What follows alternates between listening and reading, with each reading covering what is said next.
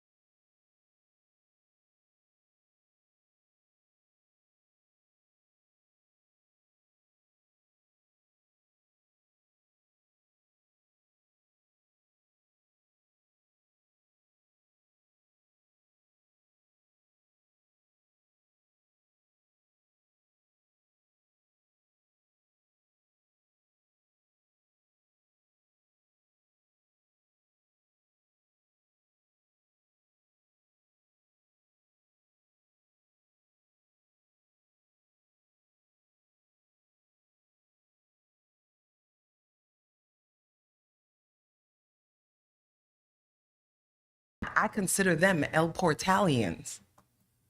And when somebody comes in and spreads all of this stuff that causes us to look at one another and not speak to one another, even if I don't like you, I'm going to say hi because my mom taught me manners.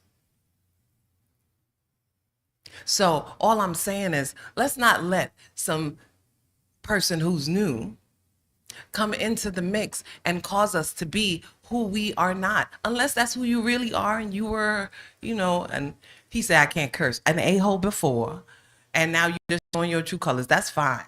As long as you are an El Portalian right here, right now, I gotta love you. And I'm gonna do my best not to offend you. But please understand that, again, one more time, this is my mouth. And I will say whatever comes to my little heart. Now, this is an issue on the agenda always. They could not put it on today, but it's still here. We still got Little Farm and we still have this place over here. And we still don't know what's going to happen to it.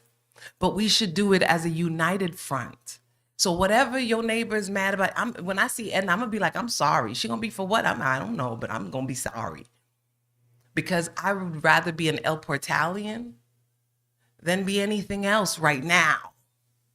Somebody come with the right price, I might not be an El Portalian, but right now I'm an El Portalian. You know what I'm saying? So that's all I'm saying.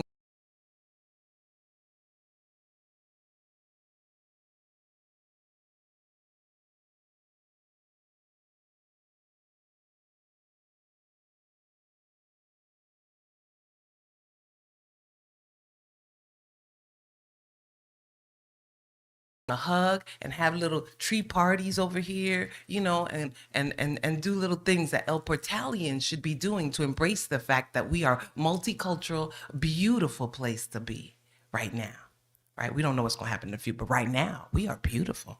Amen. Thank you very much.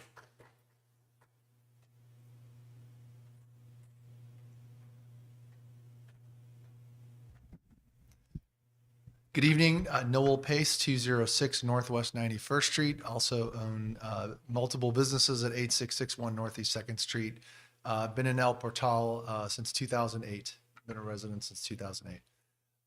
First, I want to mention it's still National Military Appreciation Month, and that is something that was enacted by Congress starting in 1999. It's to recognize, the over 2 million people in uniform, along with their families and associated veterans. I want to say we have like 18 million veterans here in the United States now, and their family members. Obviously, there's Gold Star families, the most honored of our group, where their family member made the ultimate sacrifice here, defending our freedom. Just to let you know, last week. Miami-Dade County set up a memorial now right at the county government office building. If you didn't know, over 3,000 Miami-Dade County residents have died in uniform in defense of the United States. And so now each one of their names is displayed at the county government office building on a very nice memorial. And then obviously we have Memorial Day, which was yesterday. I can tell you that North Miami Beach, I represent on behalf of the county. I'm part of the Military Affairs Board, District 3 as a member of that board. And so North Miami Beach did a nice proclamation for Military Appreciation Month. Yesterday, I attended the Miami Beach Memorial Day ceremony, remembrance ceremony. It was great. And I know that we've just had a lot of things going on. I appreciate everybody's support of that. That being said, and I appreciate Denise White's comments. I've mentioned to the proprietors of the potential school, it's okay to disagree. I think, our goal is to not be disagreeable. I do advocate and want to be clear that, myself, along with a number of other residents, are not anti-school. We just happen to be an anti-school at the old Raider Church location, just like there were 2 other schools proposed for that area. If you look on the community plan, that future use for that property, no matter what happened, was for a park. I think it's important to look at Biscayne Park, its historical park focus. Miami Shores has a couple parks right on Northeast Second, which is also known as Main Street in the community plan. And then here now we have a cleared area, which was intended future use as a park. I think it would be great to have that green space and that area, which, I mean, the old Raider Church property is not that large, actually. Now that the building's gone, it seems even smaller than it was. That would be a great park to have on our main street as a focus, sort of as a communal area that public events and everything else can be used for the benefit of the entire community. I know that a school has been proposed there. I do know that the people are associated with that also have other property in the area. I've advocated for them to locate their school at the Little River Farm property that they have. I've recommended to them on the record number of times that if they put their school there and proposed it there, that the majority of the community would probably support its construction there. But I think that, especially in my particular case, I would like to see the old Raider Church become a park. I think that's the best long-term use of that. Obviously, there's other commercial development on Northeast 2nd Avenue, but that would be nicely balanced with that park there, again, as sort of a center of gravity in the middle of the town. So hopefully you guys consider doing that. Okay? Thank you very much. Thank you.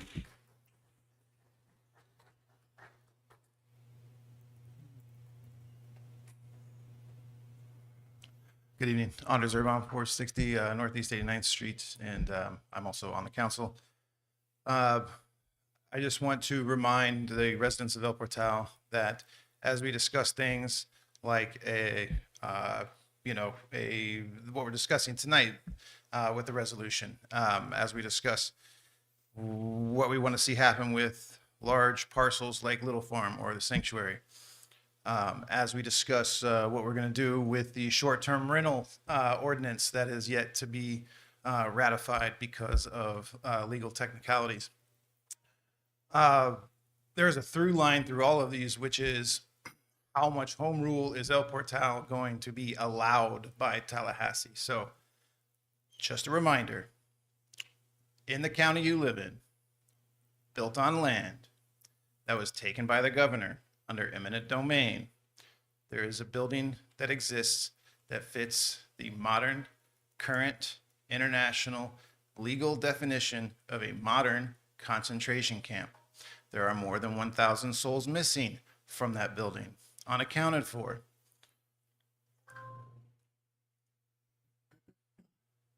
Home rule is under extreme threat throughout the state of Florida, but it is exacerbated right here in Miami-Dade County, where every billionaire on earth has decided, I don't have to pay 15 layers of bribes to everyone in Dubai any longer. I can just walk into the county commission offices. That's it. Thank you very much, Councilor Urban.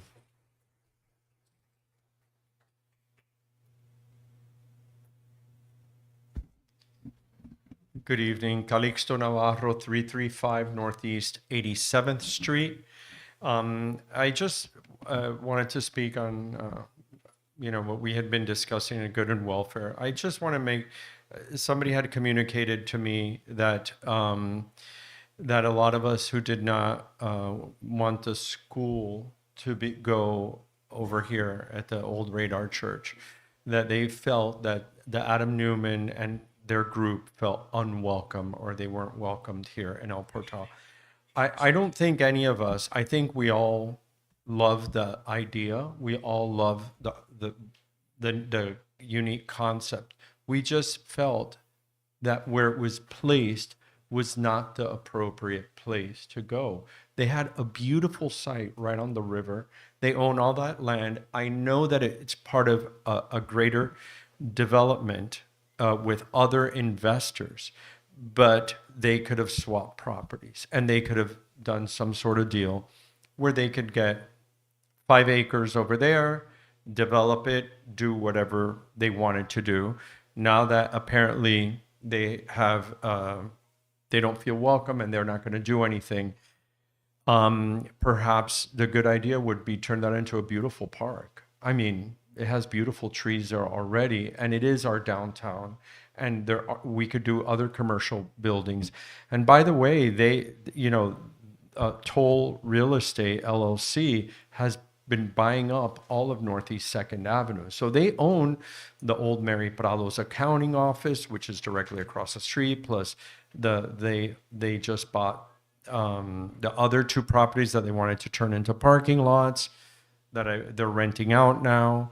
And they're looking to buy other properties. I know this because I'm a realtor, and I believe that they're going through their rabbi to try to get people to sell their properties. And they've been buying. So I mean, I think that they can move their assets around. They could still build a school over here in the little farm on the river. I think it would be very nice. And make a nice park, beautiful, with native plants, trees. And by the way, that used to be on that property, I believe, historically, from Bob Carr's book, there was an old kuntai processing plant there where they would make arrowroot back in 1859. So I'm sure that if you dig under there, there's probably parts from the old factory there. Thank you very much. Thank you very much.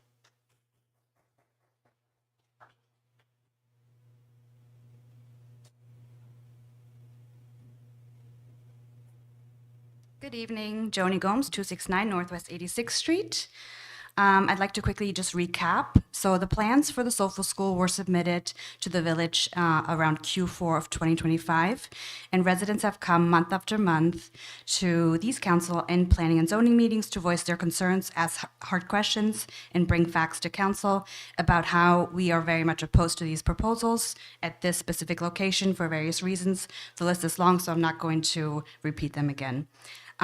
We did see that the same Soulful proposal was resubmitted on May 11th of this year around 5 p.m.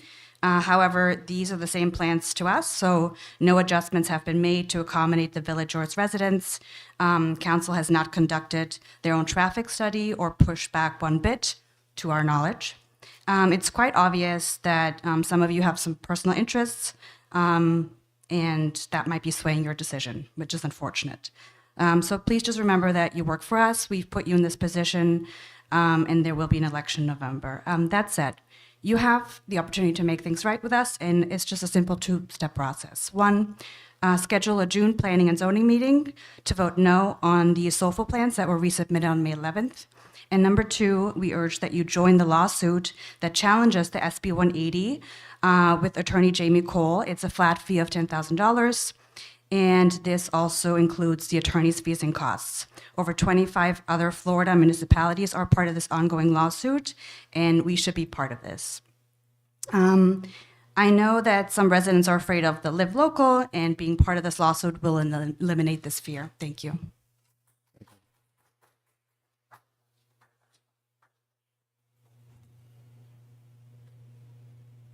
Hello, Kathy Emery. I own property at 169 Northeast 87th Street.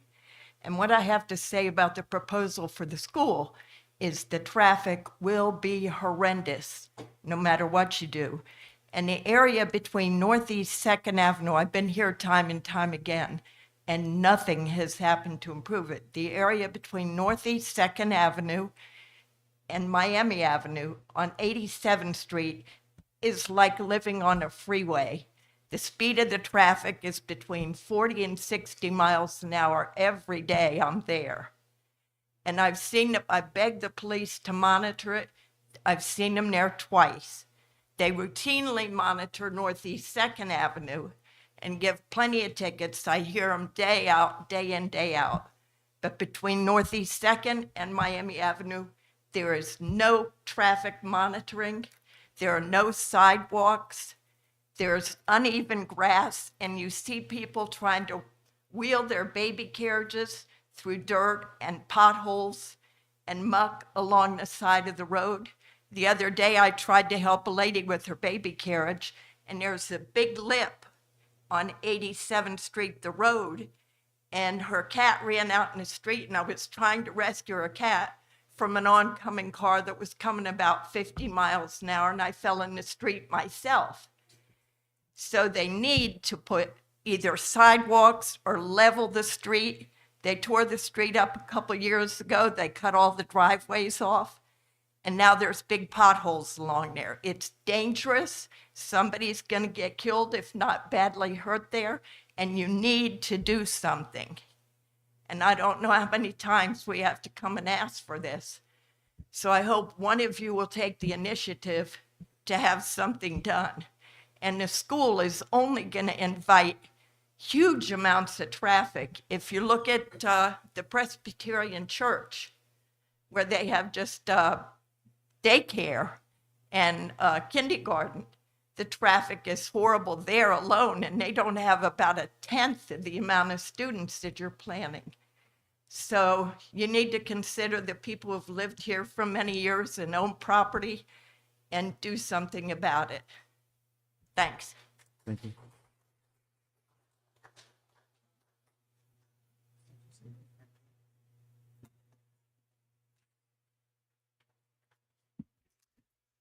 Hi, everyone. My name is Kelly Gomes, 269 Northwest 86th Street. I came to the last few meetings. I intend to keep coming to each of these meetings to just continue to voice my opinion about this proposed school that wants to be put there. I know last meeting, Mr. Winters was like, why are we bringing this up when it's not on the agenda? I keep coming, and I hope more people keep coming, because this is the only time where you guys get to hear from us. And I don't want it to seem like I've warmed up to the idea and that it's okay whenever it does come time for you guys to vote. So again, I'm here to voice my opinion about, I don't think this school makes sense for us to have a school that doesn't contribute taxes to our village. I don't think we can sustain the traffic and safely operate in our community with the traffic that would come. If you lined up right here on 87th Street, 100 cars tomorrow morning at 8 a.m., this would be mayhem. So, to the extent of what we discussed last meeting with SB 182, and the importance of understanding the traffic impact that this would have in our community, I think it's the responsibility is on, I would say, us as a community, but really on you guys as a council, to commission your own traffic study, not something that a developer goes and does and pays somebody to give their point of view on what they're trying to accomplish. But instead that you guys take the lead with the time that we do have until SB 182 gets into into effect, so that you guys have the facts and the ability to make the right decision for the community. And it's not an arbitrary decision at that point. Because again, you can't park 100 cars on this street. Like, the police department would freak out. Everybody would freak out. So I think it's on you guys to take that step and say, hey, let's come together as a council, get our own traffic study, and understand what that would mean to us as a community. So that's it. Thank you again for all your hard work. Appreciate what you guys do for us. And that's it for today. Thank you very much, Mr. Combs.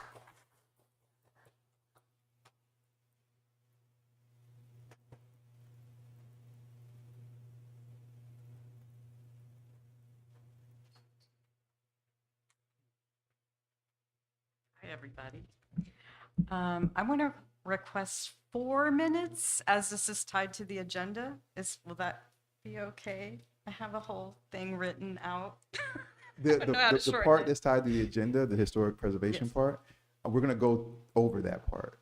Okay. Can that part wait till we get to that? You want me to wait? So, the part about the historic preservation Yeah. part, is that tied into the first part you're going to be talking about, or is it all tied together? So that's what I'm talking about. It's the preservation board. Oh, if you can wait till we get to that agenda item. Can I do it before you guys vote, though? Yeah. Okay, Absolutely. Yeah, for perfect. sure. All right. 100%. Yes.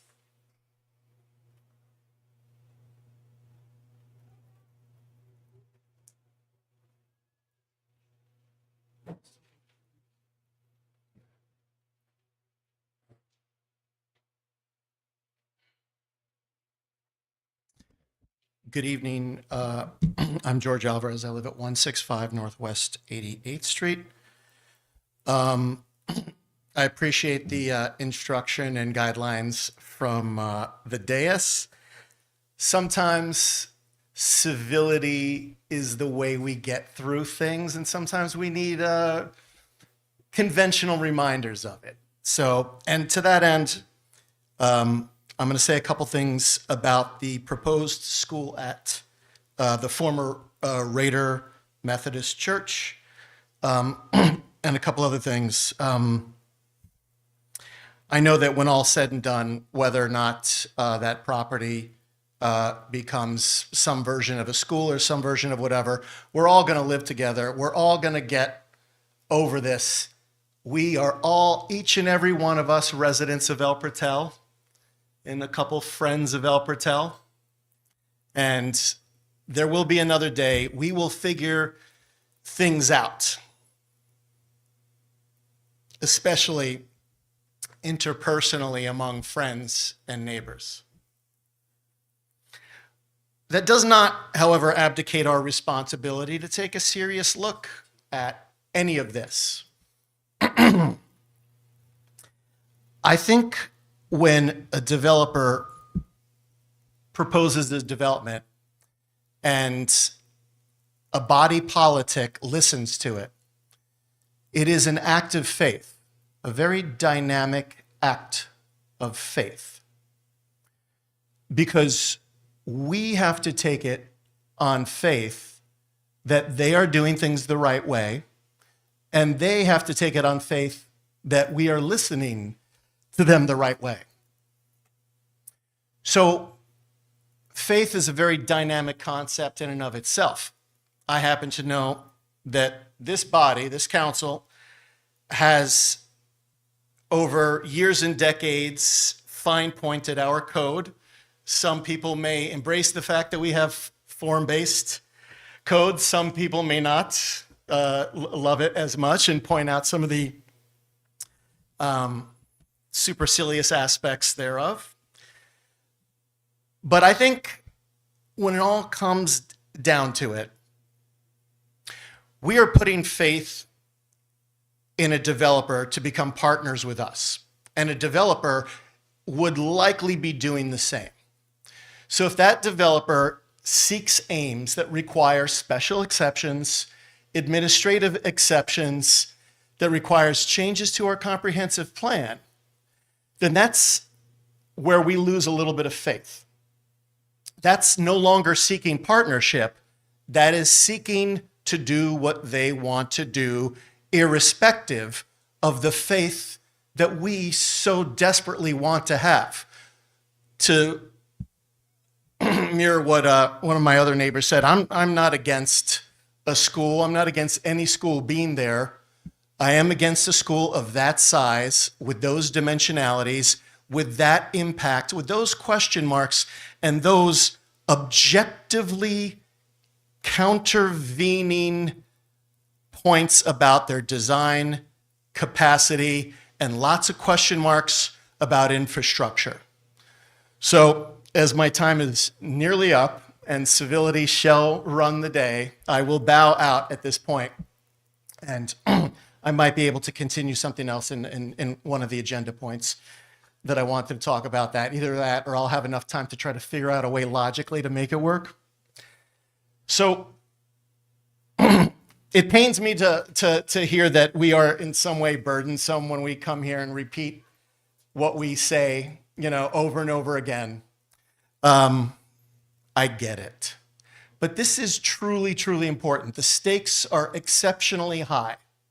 And between things that we know, dimensionality, size, contraventions of our ordinances, things that we have learned recently, that there's been a new May 11th, it has been resubmitted. So I'm eager to see if any changes have been made to that proposal.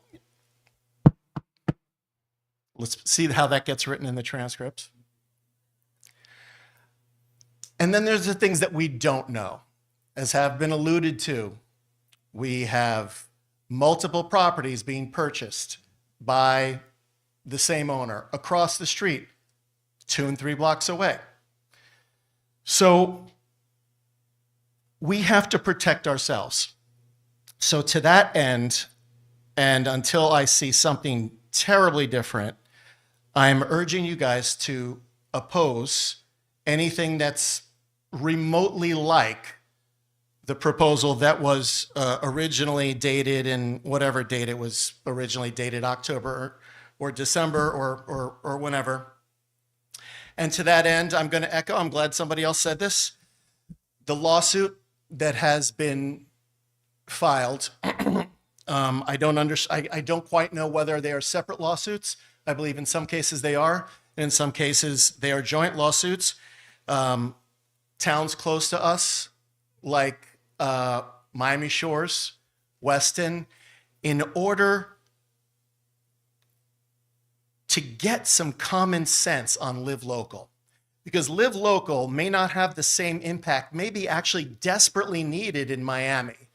Here, if the owner of 10, let's say, Live Local buildings on the east side of El Portal and any number of other tax-exempt buildings throughout El Portal should have that much tax exemption, then think about the disproportionality with which our infrastructure, our roads, our very old water mains, our non-existing sewer system, think about the impacts that that will have on us and the lack of tax base that we will get, even if these buildings are only 50% or 40%. We will be receiving short shrift, and we will be accepting much greater tax burden and a burden in the form of our way of life. Thank you, Mr. Mayor, for indulging me. Thank you, council, for your work. Appreciate it.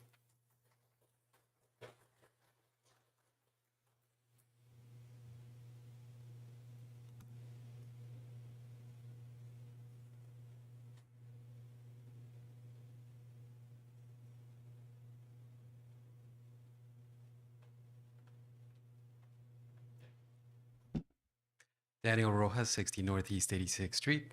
Not to be a broken record, I also agree with my neighbors. I think a project of that scope and size is not what's best for El Portal, and it just doesn't bring enough benefits to the community and the village. That being said, so I had the privilege of going to the Biscayne Bay Marine Health Summit last week. It was actually really interesting, and pretty much everybody that did any research on the health of the bay, which is economic driving force for our area, states that the bay is in danger, it's in threat, and we all need to do as much as possible to help it out. That being said, this ties into things that the city can do to improve things for the community is parks, trees, all these things that help absorb and mitigate the damage done by flooding and sea level rise. To echo the sentiment of some of my neighbors as well, if we look at this parcel of land as a possible park, it could actually bring a lot more benefits as, I guess, climate resiliency planning, like infrastructure, and any other possible pocket parks could be used to that as well. And it actually costs a lot less to do something like this than to have to do a whole, like breaking into the ground and creating sewage and all these things. So we can actually help our village be more resilient if we can plan out things like this. So I think we should make an effort to consider that when we bring in projects to the village. And I'm pretty sure there's plenty of grants because of that economic driving force. It's billions of dollars of economic funds that come into South Florida due to the Bay. There's lots of grants and lots of research that can be done that we can try to bring into our village. Being that another thing that was a common point brought by most researchers is that the Little River is the biggest polluter to the Bay out of every canal out here. So we're constantly the one that brings the most nutrients to the bay and brings the most pollution to the bay. And I would love to see our village do something about that. I had a couple of points. Tag along. I'm glad that we brought about the lawsuit by our neighbors to SB 180. I would really like to see our village join that lawsuit. And there's power in unity with our neighbors, and we need this to protect our village. Okay, thank you, everybody. Thank you.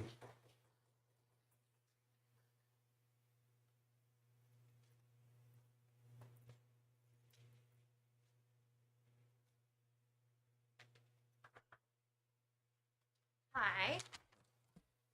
So, you guys all know me now at this point. I feel like I'm the only one that ever comes at this point to. Oh, I'm Erin Mara. I live directly across the street from the church on 88th Street. So I'm not really coming to address anyone else here. I'm really only here to talk to you guys. So I am a supporter of the school, but I have learned a lot from other people because I'm feeling a little disrespected right now. So. Oh, just for the record, just say your full name and address. Oh, sorry, I didn't know that was a thing. I live at 144 Northeast 88th Street, so the corner of 88th and 2nd Avenue across the street from the church. I'm Erin Mara. Thank you very much. Please Yeah. continue. Okay. So I do like the idea of having a park in that area. I think that'd be amazing. I guess my question is, do we have $15 million to buy it from a privately owned person? Do we have $15 million plus $15 million to put in? And I assume it's not so easy to get grants, but maybe it is, but it would be nice to know that. I am indeed a supporter of the school, and the last time I was here about 2 months ago, I listed my reasonings why. I'm not going to elaborate on such reasonings in right of trying to keep things short. I do come on behalf also of a silent group of my neighbors who don't want to come. They don't feel like they can come. They also have kids, busy careers, and as we all know, 2 working parents and kids at 6:30 p.m. is literally crisis time. So that's why I'm late. In general, the last time I stated that I felt like the developers seemed generally interested in being good neighbors and have addressed every single concern that was brought to them. Every issue and a payment in lieu of taxes, traffic mitigation strategies, making the wall surrounding the school beautiful, bringing in sewers, trying to open up 2nd Avenue as a corridor for commerce. These are all things that they're trying to do. They are deep-pocketed developers who've come in and taken an interest, and our 2nd Avenue has nothing on it, really. So, I think it's worth it to work with them. So in listing some of the other things that I wanted to mention, number 1, schools are definitely a problem here. To pretend that we don't have an issue with school choice is naive. In fact, it's my number 1 concern as a parent is where I'm going to send my kid to school. We now have 28 kids in my kid's 2nd grade class at St. Rose because the list is that long that they just feel like they need to open more spots because they need to address the demand for private school. There's a Cushman, Country Day, and Heritage, all full.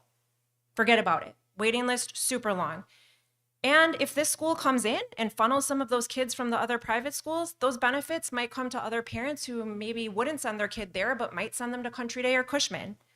So the argument that the school is too expensive for the neighborhood never made a lot of sense to me. The tuition I heard is around $40,000. I can't actually confirm it online, but that's what I heard. This is pretty normal for a private school. Cushman is somewhere from 38 to 50. American Heritage, same thing, Country Day. So this is kind of all pretty similar. The idea that we have a population of people here that can't afford to go to that school is also a little strange because when I look at the last 3 months of home sales in El Portal, they all range from $650 at the low end to $1.93. So the families moving in can definitely afford this school. Number 3, I heard there were extensive zoning changes happening, but when Scarlett Hammond was here, she was hired by El Portal to review this, and it seems like the only zoning change was that little tiny lot, which was going to go from a house to be incorporated to the big lot, and that did not seem like a big deal to me. And I feel like they could probably function without that zoning change. The other thing that I wanted to bring up is Cristo Rey, because I think it is actually important to think back on that. So I went to all those meetings between 2019 and 2020 pre-COVID, to every Cristo Rey meeting. I even sat with you. We talked about Cristo Rey. I was opposed to Cristo Rey. This was Mayor Claudia's big idea. She fully supported the school. There was like a Peacock Express, I remember, in 2020 that said the Cristo Rey Miami organization came before planning and zoning to present their site plan, and special exception was granted unanimously for the school. And that was at the time to make it a school. The school has a beautiful mission statement, but it didn't seem particularly pertinent to the demographic of the recent moving people into El Portal. But what was surprising to me is that there really wasn't any opposition to Cristo Rey. And I don't understand why, because I went to all those meetings. I mean, maybe someone can tell me what the difference is, because I don't see it. In fact, I've seen what Cristo Rey offered in terms of concessions, and it's not nearly what Soulful is offering. So again, where was everyone for Cristo Rey? I don't understand. It didn't end up passing, but it went through like 4 different passings. Anyway, it was moved quite far along. And many Peacock Expresses and stuff showed that Mayor Claudia thought it was a really good idea. It was her thing to bring in. So number 6, are we hoping that something better will come along? I mean, it's been years of waiting, and I'm going to reiterate, which is my number 7, I don't want to live across the street from a 4-story building. Even if it's 4 stories and can only have 72 units or 36 per acre, like that's a lot of people in a small area. And I do think we should probably join the lawsuit against whatever the Live Local is. I think that Live Local is the big scary gorilla. And I think it would be really helpful if someone could tell us exactly what, like, it seems like if Live Local comes in, we have no say in what happens. Correct? Correct. There's truth in my statement. They don't have to go by our planning and zoning. But anyway, that's what I had to say, just so you guys know that I am in favor. Thank you very much. Appreciate it. Who's next? We're gonna, Mr. Pace. I can't, Mr. Pace. I know, but I can't do it. I know. I apologize. I can't do it because the rule is 1 time up per. That's what it is. And I.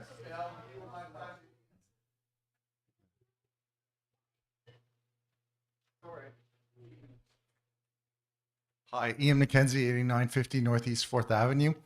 Welcome back, Dr. Ward. I'm so glad you're here. I really am. And greetings to all the rest of the council. Sorry, my head's like still at 34,000 feet. I just arrived off a plane from the great state of Maine. So I just wanted to say something. You know, sometimes we have to think outside the box and not fear being caught with a Live Local or a school if we don't really want it. What about, and I'm proposing this to everybody, I mean, if we're going to be paying taxes anyhow, and it's the will of the people who live here and the voting rights, we could do more like a referendum or something like that and have eminent domain and take over it. And it can either be filed at the state level or it can be filed here. I'm now asking the attorney for input on that. Is that true? We have certain powers. Right. To file eminent domain, but that doesn't mean we get it free. No, it doesn't mean, no, we would have to pay for it. But I checked into it. To make a park proposal, it would benefit everybody.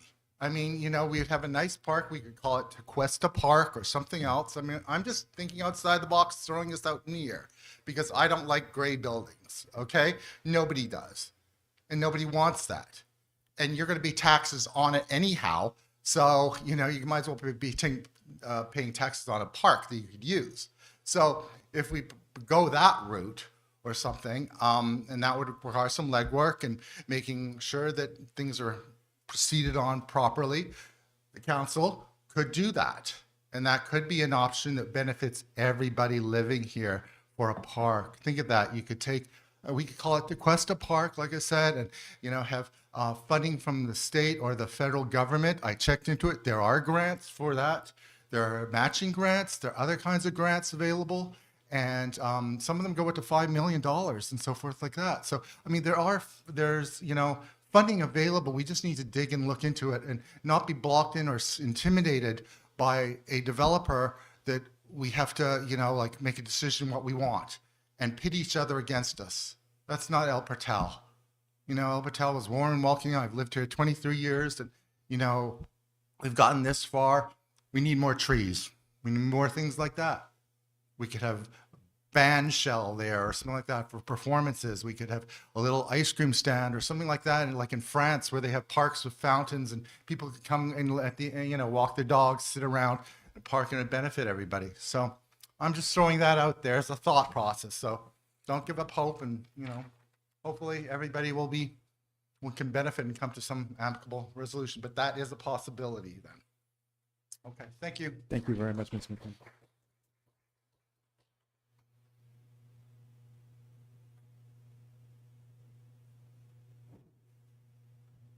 Hello, Elida, 12 Northeast 19th Street.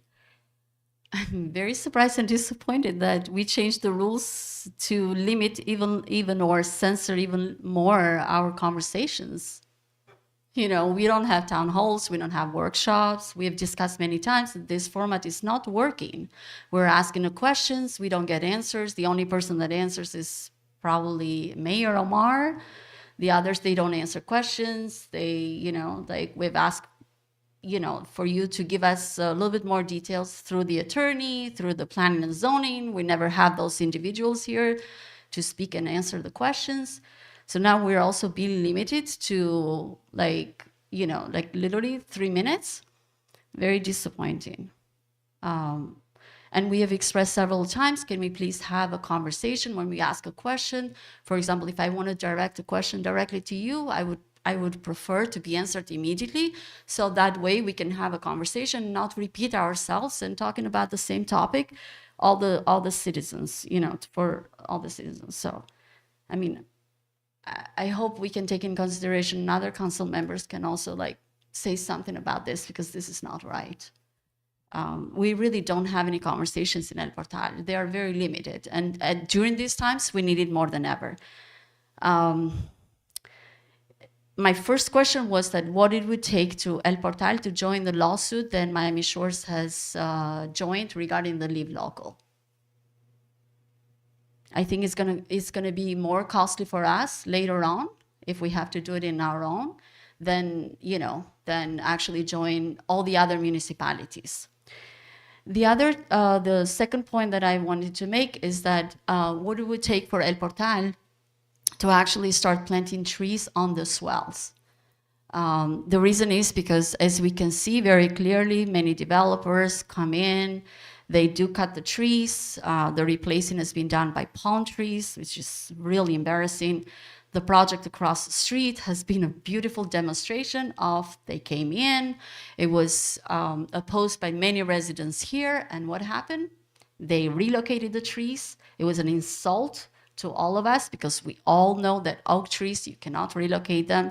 It was the waste of money for the developer. It was the waste of time and effort and voice from the villagers or from the neighbors here in El Portal, and the trees are dried.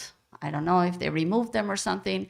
And I can guarantee you that inside their property, they're probably replacing them with the smallest tree or probably with a palm tree, which again, it's an embarrassment. And what's embarrassing is because these new neighbors, they do not understand. I mean, either we are not expressing clearly to them, but they have not understood that that's what makes us special as a village, the trees. You can go on the west side of I-95, and you see the houses are the same, the architecture is the same, there's no trees. That's what makes this neighborhood, I believe, but one of the few. And the third question will be the school capacity, the school project capacity. It was spread as a rumor in our neighborhood that the developer has withdrawn the idea of building a school. That is not true. They are moving forward. Have you received any information, any notification? This information is public. And probably your planning and zoning representatives should know that very well. You know, they probably have been notified, or probably the city manager. Have you discussed, at least with the planning and zoning, as to what's going on with the capacity? What does it mean? Because they have not changed their plans. They continue to, with the idea that this school should be, you know, a capacity of 390 people, including 350 students plus the staff. And to the point that the lady made, that she feels that we are enabling her from speaking up and disrespecting her. It's very disrespectful when you say there are 72 units. Oh, you know, let's say minimum. You know, let's say that this unit has 72 times 3 people per unit. Oh, that's 210 people, right? Compared to a school that is 400 people. So it's very insulting when people say, you know, like everything is on the El Portal, village minutes, and everything else on the record, that Cristo Rey was not passed, was discussed. And maybe the mayor, you know, I think you were present during that. Maybe you can give us a little bit more what exactly was discussed, because as per my understanding in the meetings that I have seen, which they are on YouTube as well for anyone that wants to see, everything is very clear that school was absolutely rejected by the council members. So that was but school capacity is something that concerns me, and I hope that you get a detailed information and as how the planning and zoning came to that decision to actually, you know, approve a project like that. You would say, well, we don't have anything in front of us. I understand that, but can you please have that information hypothetically? Because we know that this developer is not going to stop. They're going to pursue it. They're coming, and you need to be prepared. And it will be nice to have all that information. So thank you very much. Thank you very much.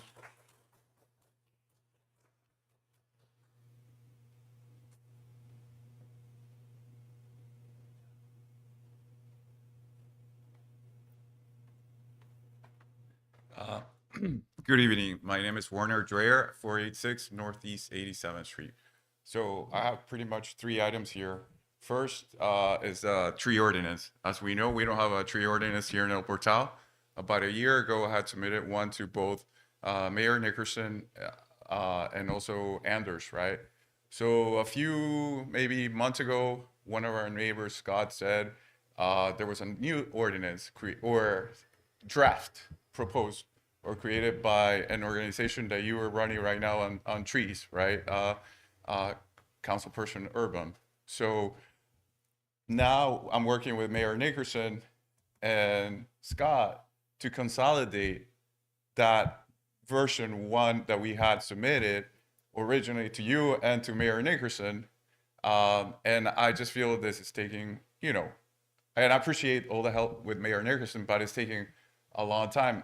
So I just want to make sure our councilperson Urban, are you speaking with Mayor Nickerson as far as what we're going to do to finalize? You know, now we have 2 versions, right? We have your version, the one I had submitted, even though Mayor Nickerson and I and Scott are working together to consolidate it, but it's already been already a year, right? So we have an area of 16 acres, right? That's lush in trees. So that's the first item. I just want to see how you, Mayor Nickerson, and Councilperson Urban are talking about just to move this tree ordinance here to the council into an upcoming agenda. And that's the first point. Second point is the prior resident here, Ms. Alida. She spoke about the development across the street. What is El Portal doing as far as monitoring the observations she brought up about the trees, right? That were removed. Now we have maybe 2 out of the 3, perhaps in not the based state, right? They probably brought in some new trees. Maybe what's the status on the new trees? Is anybody here from the village monitoring that process with the trees?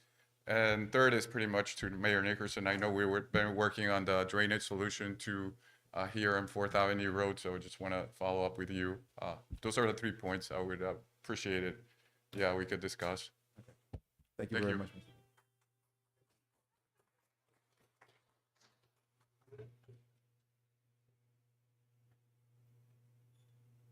Anyone else good in welfare? Good in welfare going once? Good in welfare going twice? Okay. We're gonna close for good in, okay, we're gonna close for good in welfare. I'm gonna bring it back to the council. All right, before we move on, just want to say a couple of things. I'll get to that part and we'll join in on that, Councilperson Dreher. All right, so as far as the school not being on the agenda, the school's not on the agenda. The school, understand, I said it a few times, but the school has to go through 2 readings, almost 3 readings before it even gets to the council, right? So this is a council meeting, so it hasn't even had one approval through the committee level yet. So it hasn't gotten any votes, hasn't gotten any approval through the committee level. So it has a long way to go, at least 2 meetings before it even gets to this level, the council level. So it's not going to be on a council agenda anytime soon. It has to get through 2 committee meetings. But that being said, the last thing, and so, you know, I'm looking, I see nothing, maybe they have it, but I see nothing for May 11th of a resubmission. Hasn't been sent to us yet, so I know nothing of that. The last thing we received was at the beginning of this month. This was on May 4th. So on May, well, we received it May 5th. So on May 4th, the Planning and Zoning Committee wrote, I had a brief call with Ben today, Ben Fernandez, which is the attorney of the developers. He said that the client is currently putting the application on hold. That was May 4th. May 5th, the clerk sent that to us and said, good afternoon, Mayor, Vice Mayor, and council members. Please read below. So that's the last we got of them, that they're putting the whole application on hold. And so I don't know where it goes from here. So let me just say, kind of answer this question or whatever before I move on. Normally what that means with developers is that, especially in government, you know, I've been doing this for such a long time, when they put an application on hold for a site plan, that normally means that they're going to try to either dump the property. That's usually what it means, is they're going to try to get rid of the property. And the reason why they put the application on hold is because they're not going to abandon the application just in case anything crazy, miraculous happens down the road. So they're not going to abandon the application because then they have to start from scratch. So what they usually do is they'll table or put the application on hold. They'll table or put the application on hold. And that way, while that's going on, they usually try to find a buyer for the property. That's usually how it works. Now, this time may be different. And the reason why this time may be different is because previously SB 182 didn't exist. That's going to kick in July. That says that private schools up to 150 students can come and they can, you know, whatever, for whatever reason, whatever, bypass the commission, the council. So they have that. So I'm not sure, but as far as the information we've received is that it's on hold and it's tabled as of May 4th. So I'm not sure if we'll know. From where I sit, I think that we'll have more clarity after July 1st, because then we can really see what they're going to do. Now, prior to July 1st, and I told you guys last month and even a couple meetings back that I've been looking to get some Live Local Act specialists from Tallahassee to come in here. Actually, one of them is the president of the zoning for the state, of the zoning commission for the state. And so we're looking at either June 25th, it's a Thursday, or June 29th. We were supposed to have it this past month, but he had to go fly to Europe for a family emergency. So he had to cancel. So that's the reason why we didn't have it. But so that will be happening either June 25th or June 29th, which is a Thursday or a Monday, the Monday right before it's after the week after our meeting. So that will be coming as far as us getting clarity on exactly for El Portal. This is going to be about El Portal. Exactly what rights does Live Local have? You know, what is it? How does it affect us? You know, what rights do we have? What power do we have to fight back and things like that? So all those type of Live Local questions will be answered there. All right, at that event. as far as the next question, yeah. So as far as a park, I think that'd be a wonderful idea. You know, part of the reason why last month you all who were here, we finally officially named that park the Little Peacock Park that's behind us, right? Because the tot lot was never the official name of the park. It was just a name that, our predecessors were calling that area. So now we have an official name. And part of the reason why, I named it the Little Peacock Park is because, in my vision, one day we will have a large El Portal Central Park. And hopefully that park will be the Peacock Park, right? And so this is the Little Peacock Park. I also stuck with that little because it was, we were calling it a tot lot, so it kind of sticks with the small or little tot type of theme of the park. Okay, so yeah, I'm 100% for that. I think a central park, a Peacock centralized El Portal Park, is something that we should definitely have, and it's something that would be good. As far as so I spoke about how we didn't receive anything about May 11th for a resubmission. As far as the lawsuit, so I heard when you all were talking about the lawsuit, and you were saying that there's a lawsuit, which I've heard of various lawsuits on this, on SB 180. Now, SB 180 is not SB 182, right? SB 180 is about code amendments. That's SB 180. And so there's a lot of lawsuits out about that, and I heard that number mentioned, so I'm not sure what number you all were referring to, but when the lawsuit came up twice, both individuals said SB 180. That's about code amendments. So SB 180 says that no municipality can update or amend their code in any type of way, like add permanent amendments to their code. That's SB 180. I have a way around that. We can talk about that offline. But SB 182 is the one that kicks in July 1st. SB 182 is the one that talks about if you're a private school up to 150 students, you can, if you own land, you can come and put that private school on that land up to 150 students. That's SB 182. So I just want to make sure that we have that type of clarity so we're not confused about SB 180 and SB 182. Ms. Gomes is always on point. Thank you very much. Along with Mr. Kelly Gomes. But on that, do we have any information on SB 180 as far as any other municipalities that would be? So I don't have it in front of me, but I know just from the stuff that I do as mayor and president of the League of Cities, I know that there are numerous municipalities that are in lawsuit for SB 180 because they're fighting back on that, tooth and nail, because to not be allowed to update your code or amend your code in any type of way is a problem for every municipality. That is the one we should probably. That is the one we should be joining something to that effect on SB 180. Absolutely, I agree with you.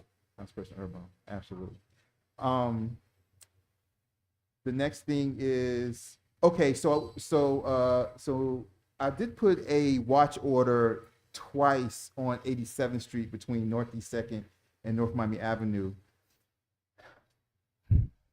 It's difficult because yes, it doesn't have any sidewalks. That's a larger project, and that's not something that we're not looking into. Trust me. As a matter of fact, I think it was my second year as mayor. I brought in, it was $837,000 to put sidewalks west of Northeast 2nd Avenue. And what ended up happening was that for some reason, I don't know what it was, but for some reason in not only the 11th hour, we were actually, the money came, the money showed up, and then for whatever reason, Congresswoman Frederica Wilson, she pulled the money a week after we received it, and she dedicated it to somewhere else. And so it's difficult to get the money, and that's what it is. It's always resources, but that's what it's going to take for full safety on 87th Street when you start to go west of Northeast 2nd Avenue. Now, that being said, I'll continue to put watch orders on that street. Also though, and what helps out with the watch orders is if we know, and I think I even asked the first time, and the two times I put watch orders on the street, they were throughout random times throughout the day. If I know exactly when the height of the traffic or the speeding is, that really helps out with those watch orders. I can really like zone in on those watch orders if I get that information. But that being said, one thing that we all have to agree to with this funding, you know, that we continuously go for, if it comes in,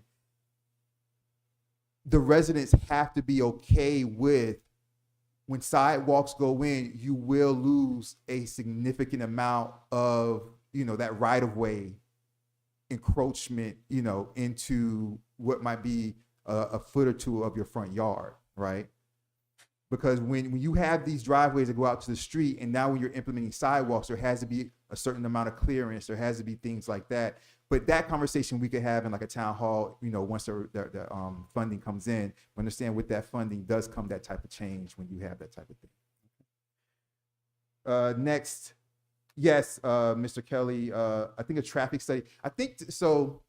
The policy has always been for the applicant to pay for the traffic study, right? Because traffic studies, especially detailed traffic studies, they can get costly, and we just try to look, you know, as El Portal, you know, we're small, so we try to look for ways not to have El Portal, you know, spend money for a traffic study for an applicant. I understand this is a different situation, right? Because this would be us kind of like protecting ourselves more instead of like a regular traffic study from a regular applicant. So I do agree with that, and we'll look into that and see what we can do about that. I appreciate it. I have one point on traffic studies. So one thing that was surprising to me of the traffic studies that we've done over the years for different things, for example, trying to lower the speed limits, was there's no recommendations in a traffic study. It's just raw data. So, for example, what we learned on 87th Street when we were making the effort to try and lower the speed limits was that we really did not have a speeding problem on 87th. It sounds insane because we all know there's a speeding problem. It was a speed limit problem. So,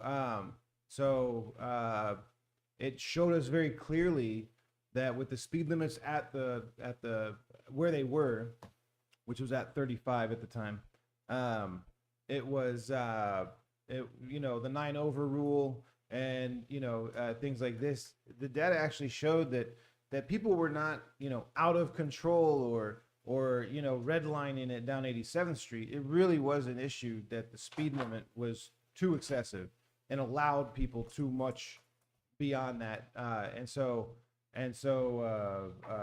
the true issue on 87th Street right now is very much the lack of sidewalks or any type of usable swale where even an emergency vehicle coming through, an ambulance, for example, there's nowhere for anybody to get off of the road without going into a ditch or otherwise risking damaging somebody's property or their own property. So not to mention, obviously, the risk to life as well. So. I just want to say that when we do talk about traffic studies, I do think that there is a risk to having a developer be able to dictate the parameters of a traffic study, because much like skewing statistics, I could definitely see the scenario where if the developer is outlining the full parameters of the traffic study, that they would be able to do that in a way to kind of get the answer they want, right?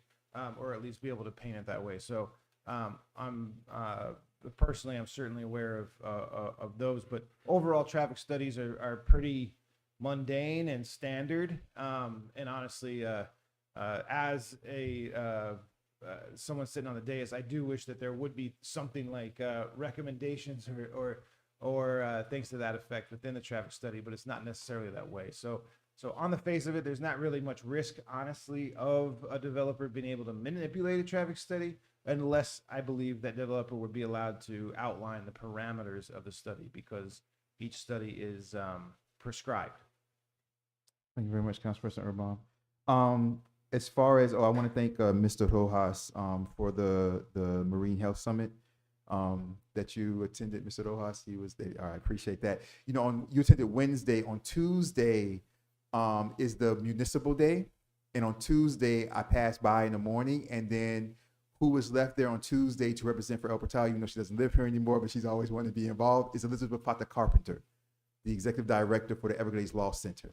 So she stayed there when I had to leave and go to another meeting on Tuesday, which was the municipal like information day. So we're joining up, my brother. But next year we'll go together. We'll go together, and we'll bring some other people with us because that's a great event. You brought up great points about that. Yeah, I think Ms. Mara, I think once we find some type of land that we're able to purchase for a park, and we have the funds to purchase it, that would be good. I think also, we're always looking for green space funding, right? Or green space grants. And that just continues on a daily and weekly and monthly basis. But those grants are out there. It's just everybody, there's a certain number of grants, it's scarcity, everybody's going for the same grants. And it just so happens, we can get those grants.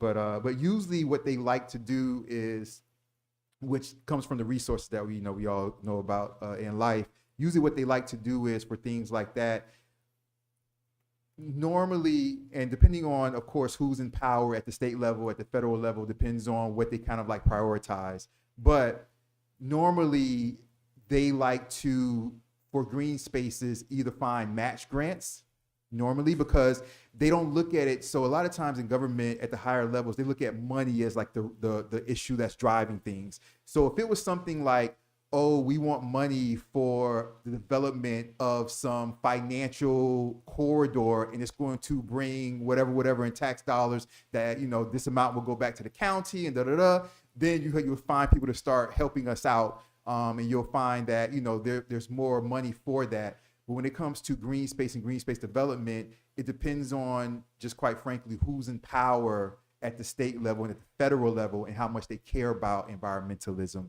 green space, and things like that. And that'll tell you how much is available when it comes to that. So it's just difficult, but that's something that we continue to work on. Mr. Lida. All right, so prior to you walking in, I understand your frustration. Prior to you walking in, I gave a speech about how up to this time, I was really lenient, and I understood the emotion, I understood the importance of everything we were talking about, but that we were going back to the rules that have always been there. The rules have always been there for decades. I actually also read at the top of the agenda, the statement of decorum. I read that out aloud at the beginning of this meeting. So those are the rules. The rules aren't changing. Those rules that always have been there. I just have always allowed, everyone to break those rules in the favor of the residents. So those rules are just being enforced now. That's all that is. Okay.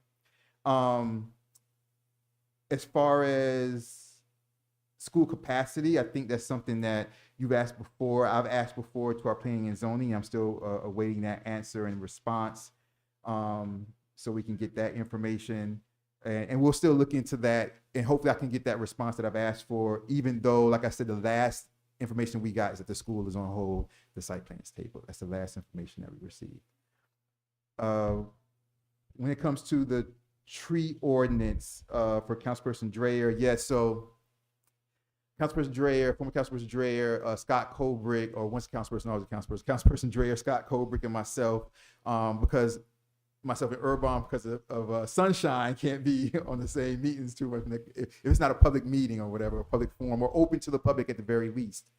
So Councilperson Dreyer, Scott Colbrick, and myself have been working on the tree ordinance. So a long time ago, as Councilperson Dreyer said, he reached out and sent us a tree ordinance sample. Since that time, Councilperson Urban has reignited the tree board, and Scott Colbrick is part of the tree board and part of the Architectural, Landscape, and Environmental mayoral board. So he's able to float between the boards. So we're almost down to the end, but what it is that, and we're going to meet probably next week because my schedule this week is really busy.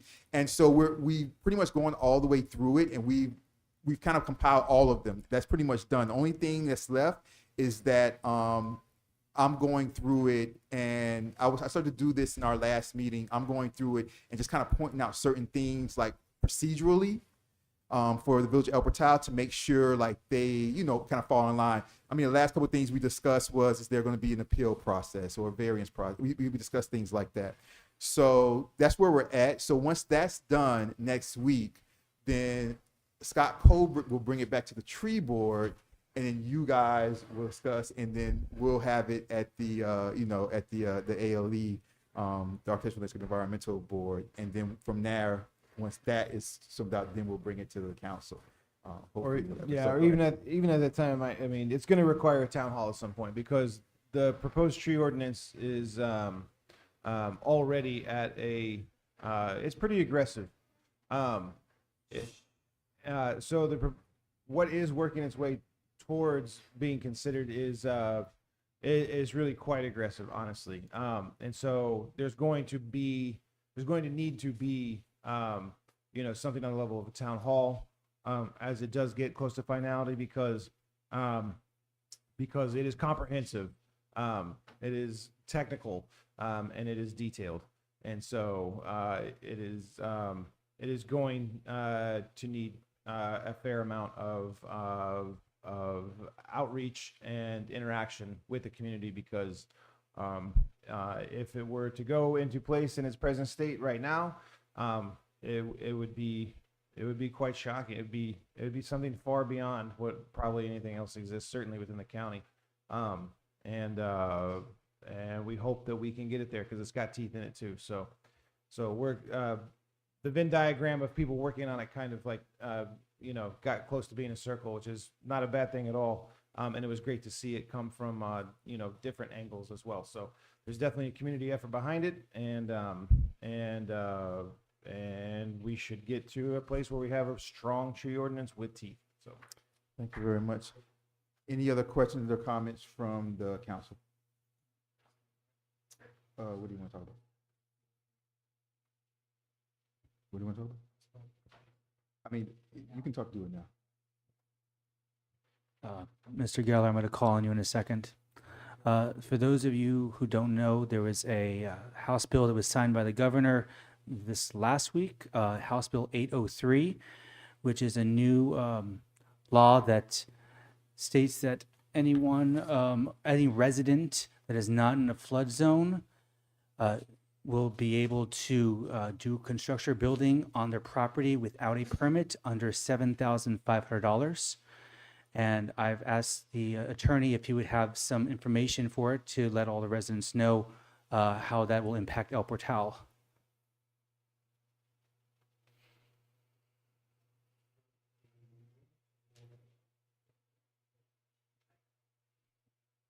Yeah, I just want to say shout out to Mr. Tom Pulliam. He was up on that also, that was coming down the pipe.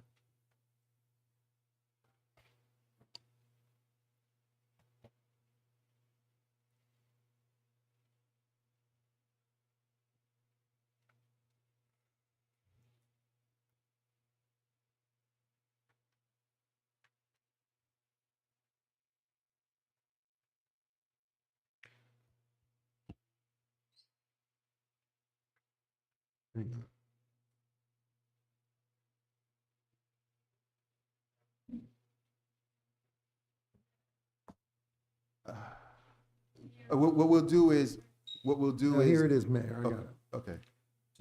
I'm just having a, for some reason. Do you want to speak about it during your attorney report?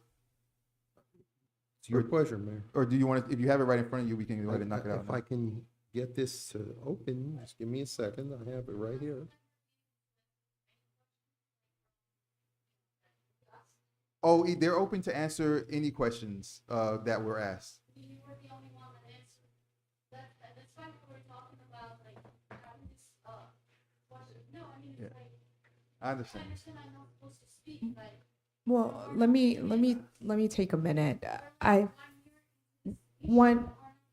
One second. We're answering.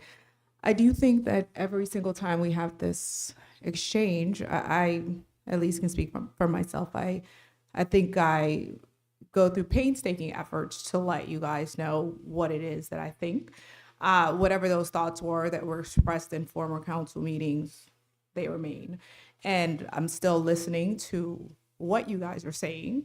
The May 11th mention baffled me as well, because I haven't received any new submissions to review. So I guess if you want a better exposition of what it is I think on the topic, I think you can look at some of the meetings previously and see what I think. As far as the format change, I do support that. I think us limiting these conversations to 3 minutes isn't in any way meant to limit your speech, but it is to give everyone an opportunity to comment. And that's exactly what it is. It is an opportunity to sit and to comment, not debate. I think once we get into the territory of questioning and back and forth, I think there's, but you're being rude. Now this is rude. It is. Please, Mr. Lyle, please. Please, we're trying to keep decorum here, please. Please. We can't have the cross conversation. I think that is the problem, right? I think there are certain actors who want the conversation to devolve into a back and forth.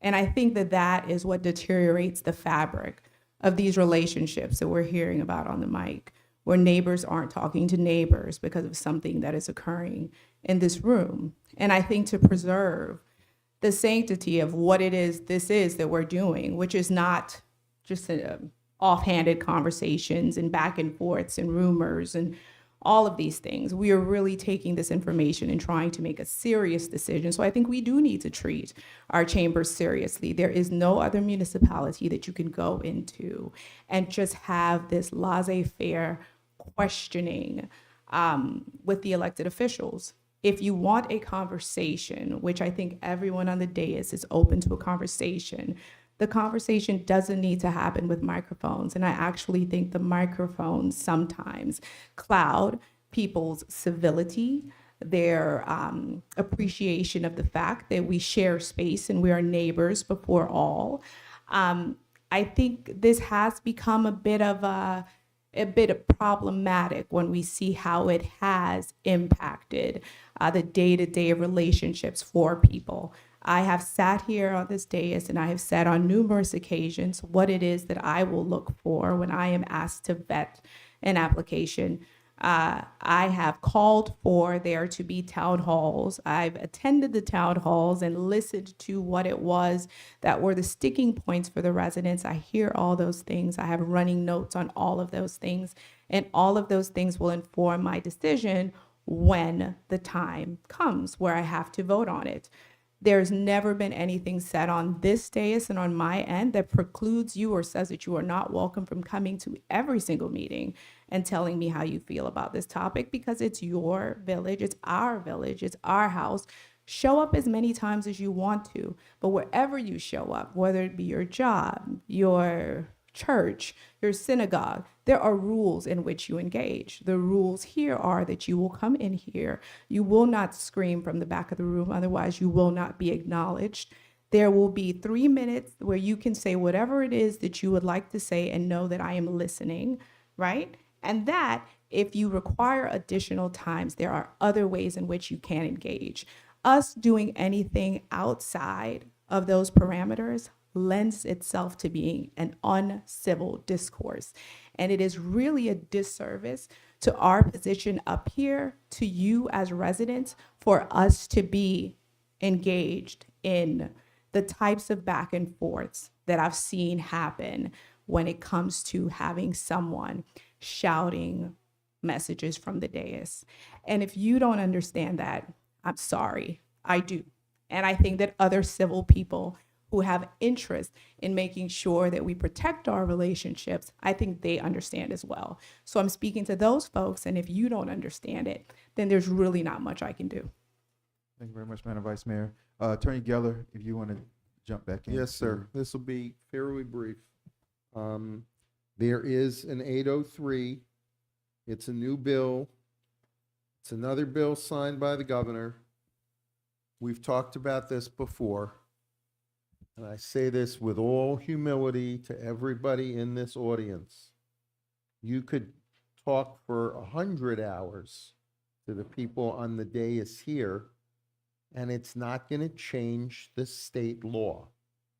As one of the council members, I think Councilman Erbaum was the one who commented, there is a concerted assault on home rule by the state legislature. I was up there. I was in that body.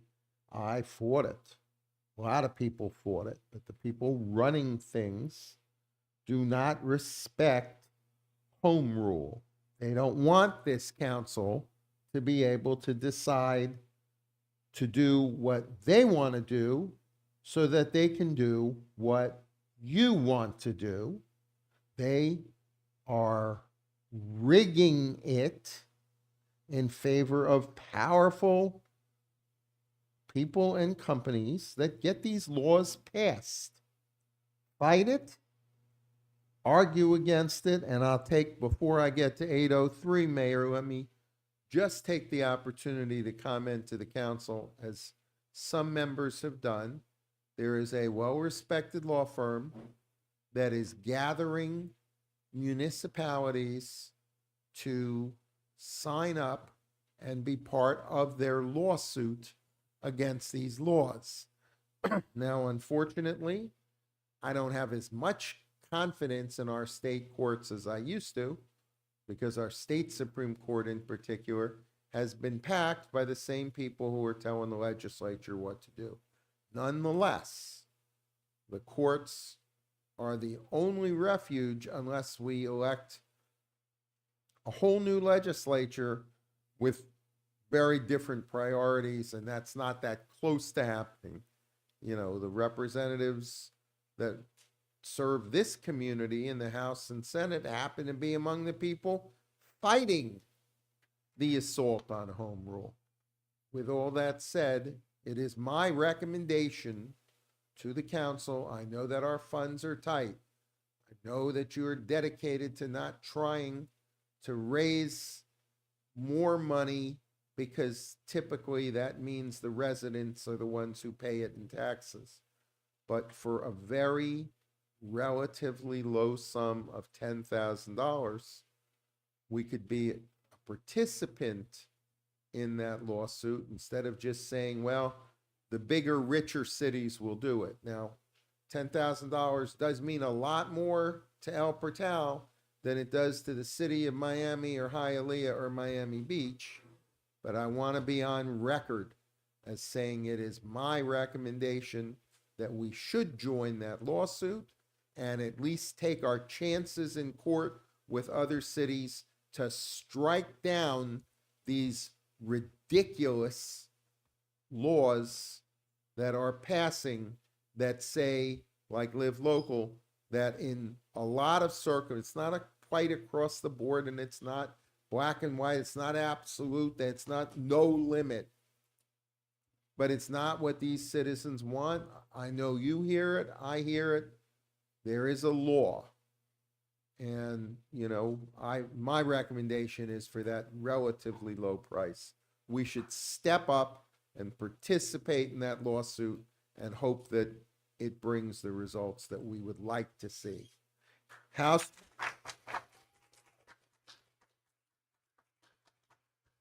Bill 803 is inexplicable. I don't begin to understand what this means or how they're going to do it.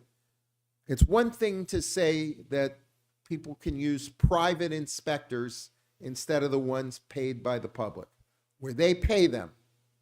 And what they pay them is between them, and they do what they want to do. That's one thing. That's been happening for years.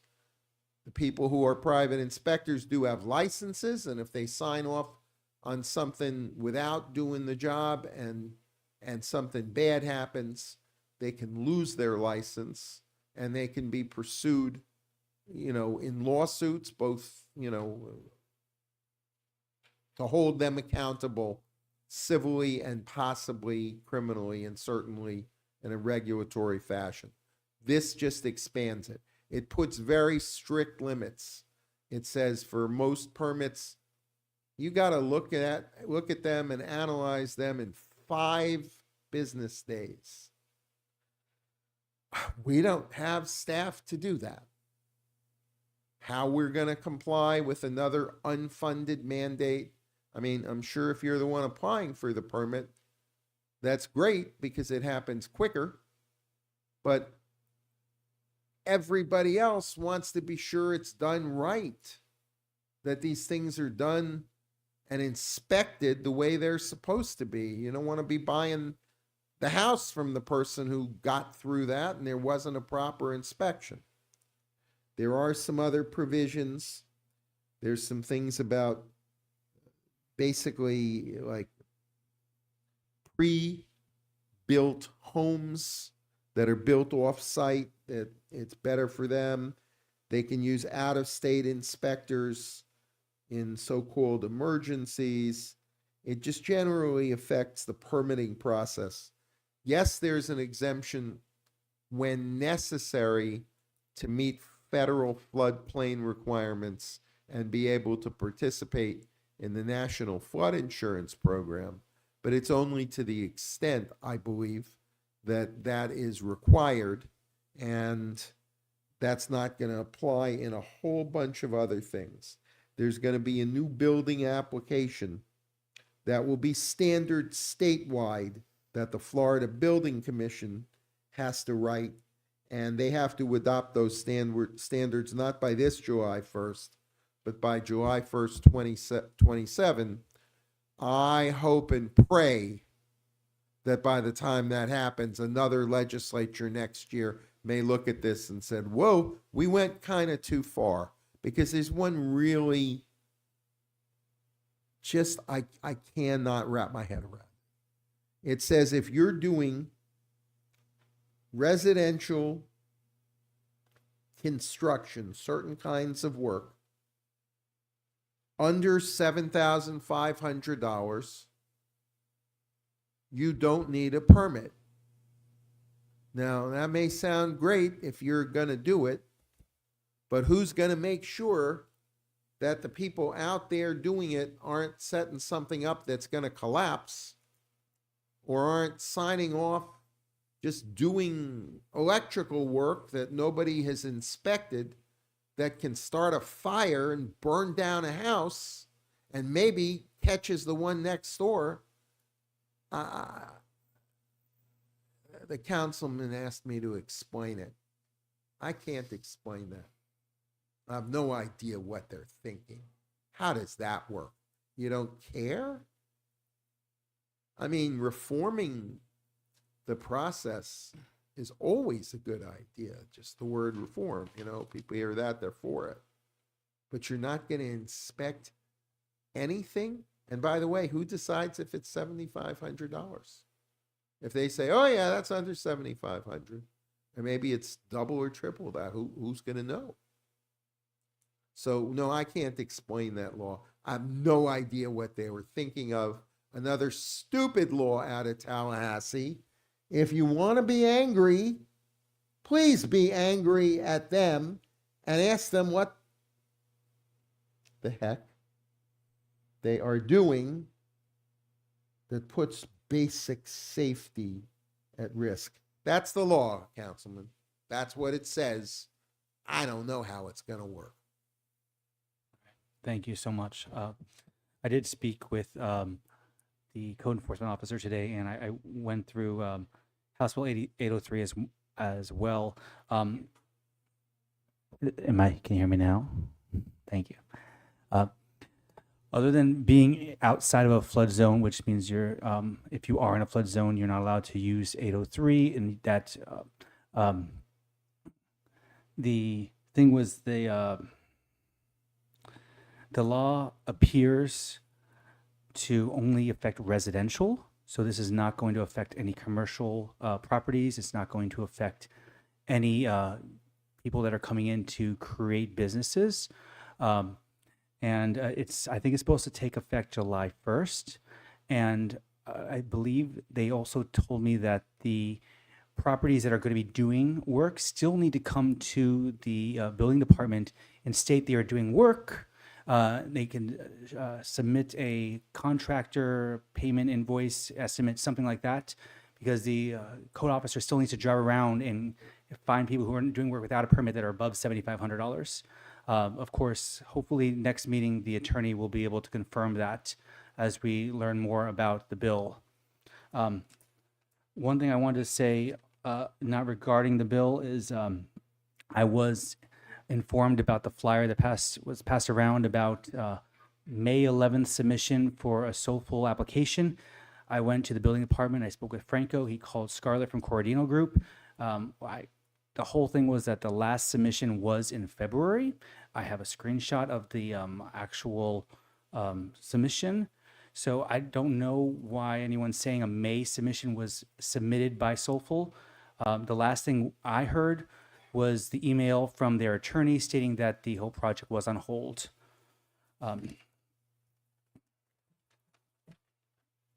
Other than that, I very much appreciate what the vice mayor said earlier.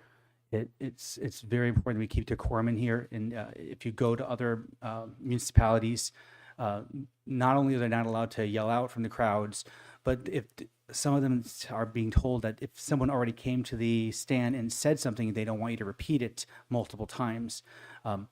I know I've stated, and I'm sure all the rest of people on the council are the same. We're always open for questions. We're willing to talk with you after hours, before, after, whenever you need to do it. I mean, I'll take you out for a drink and we'll talk. But we don't need to yell, chastise, call out for the crowd. This is basically a state where we have to have a very good decorum so that everyone's time is not wasted. Thank you. Thank you very much, Councilperson Urban. Let's see if I can regain my train of thought here. I just wanted to say that I definitely think that the Village of El Portal should join whatever effort there is among other municipalities regarding SB 180. This sounds like the first thing I think of is Lennar Home Builders, for example. If there's a cutout for prefab homes and things like this, I mean, in addition to that, it seems like there's a lot of open-ended questions on, okay, so if it's under $7,500, I don't have to get a permit. However, does that mean I can build something that goes against the code? So if someone could put a,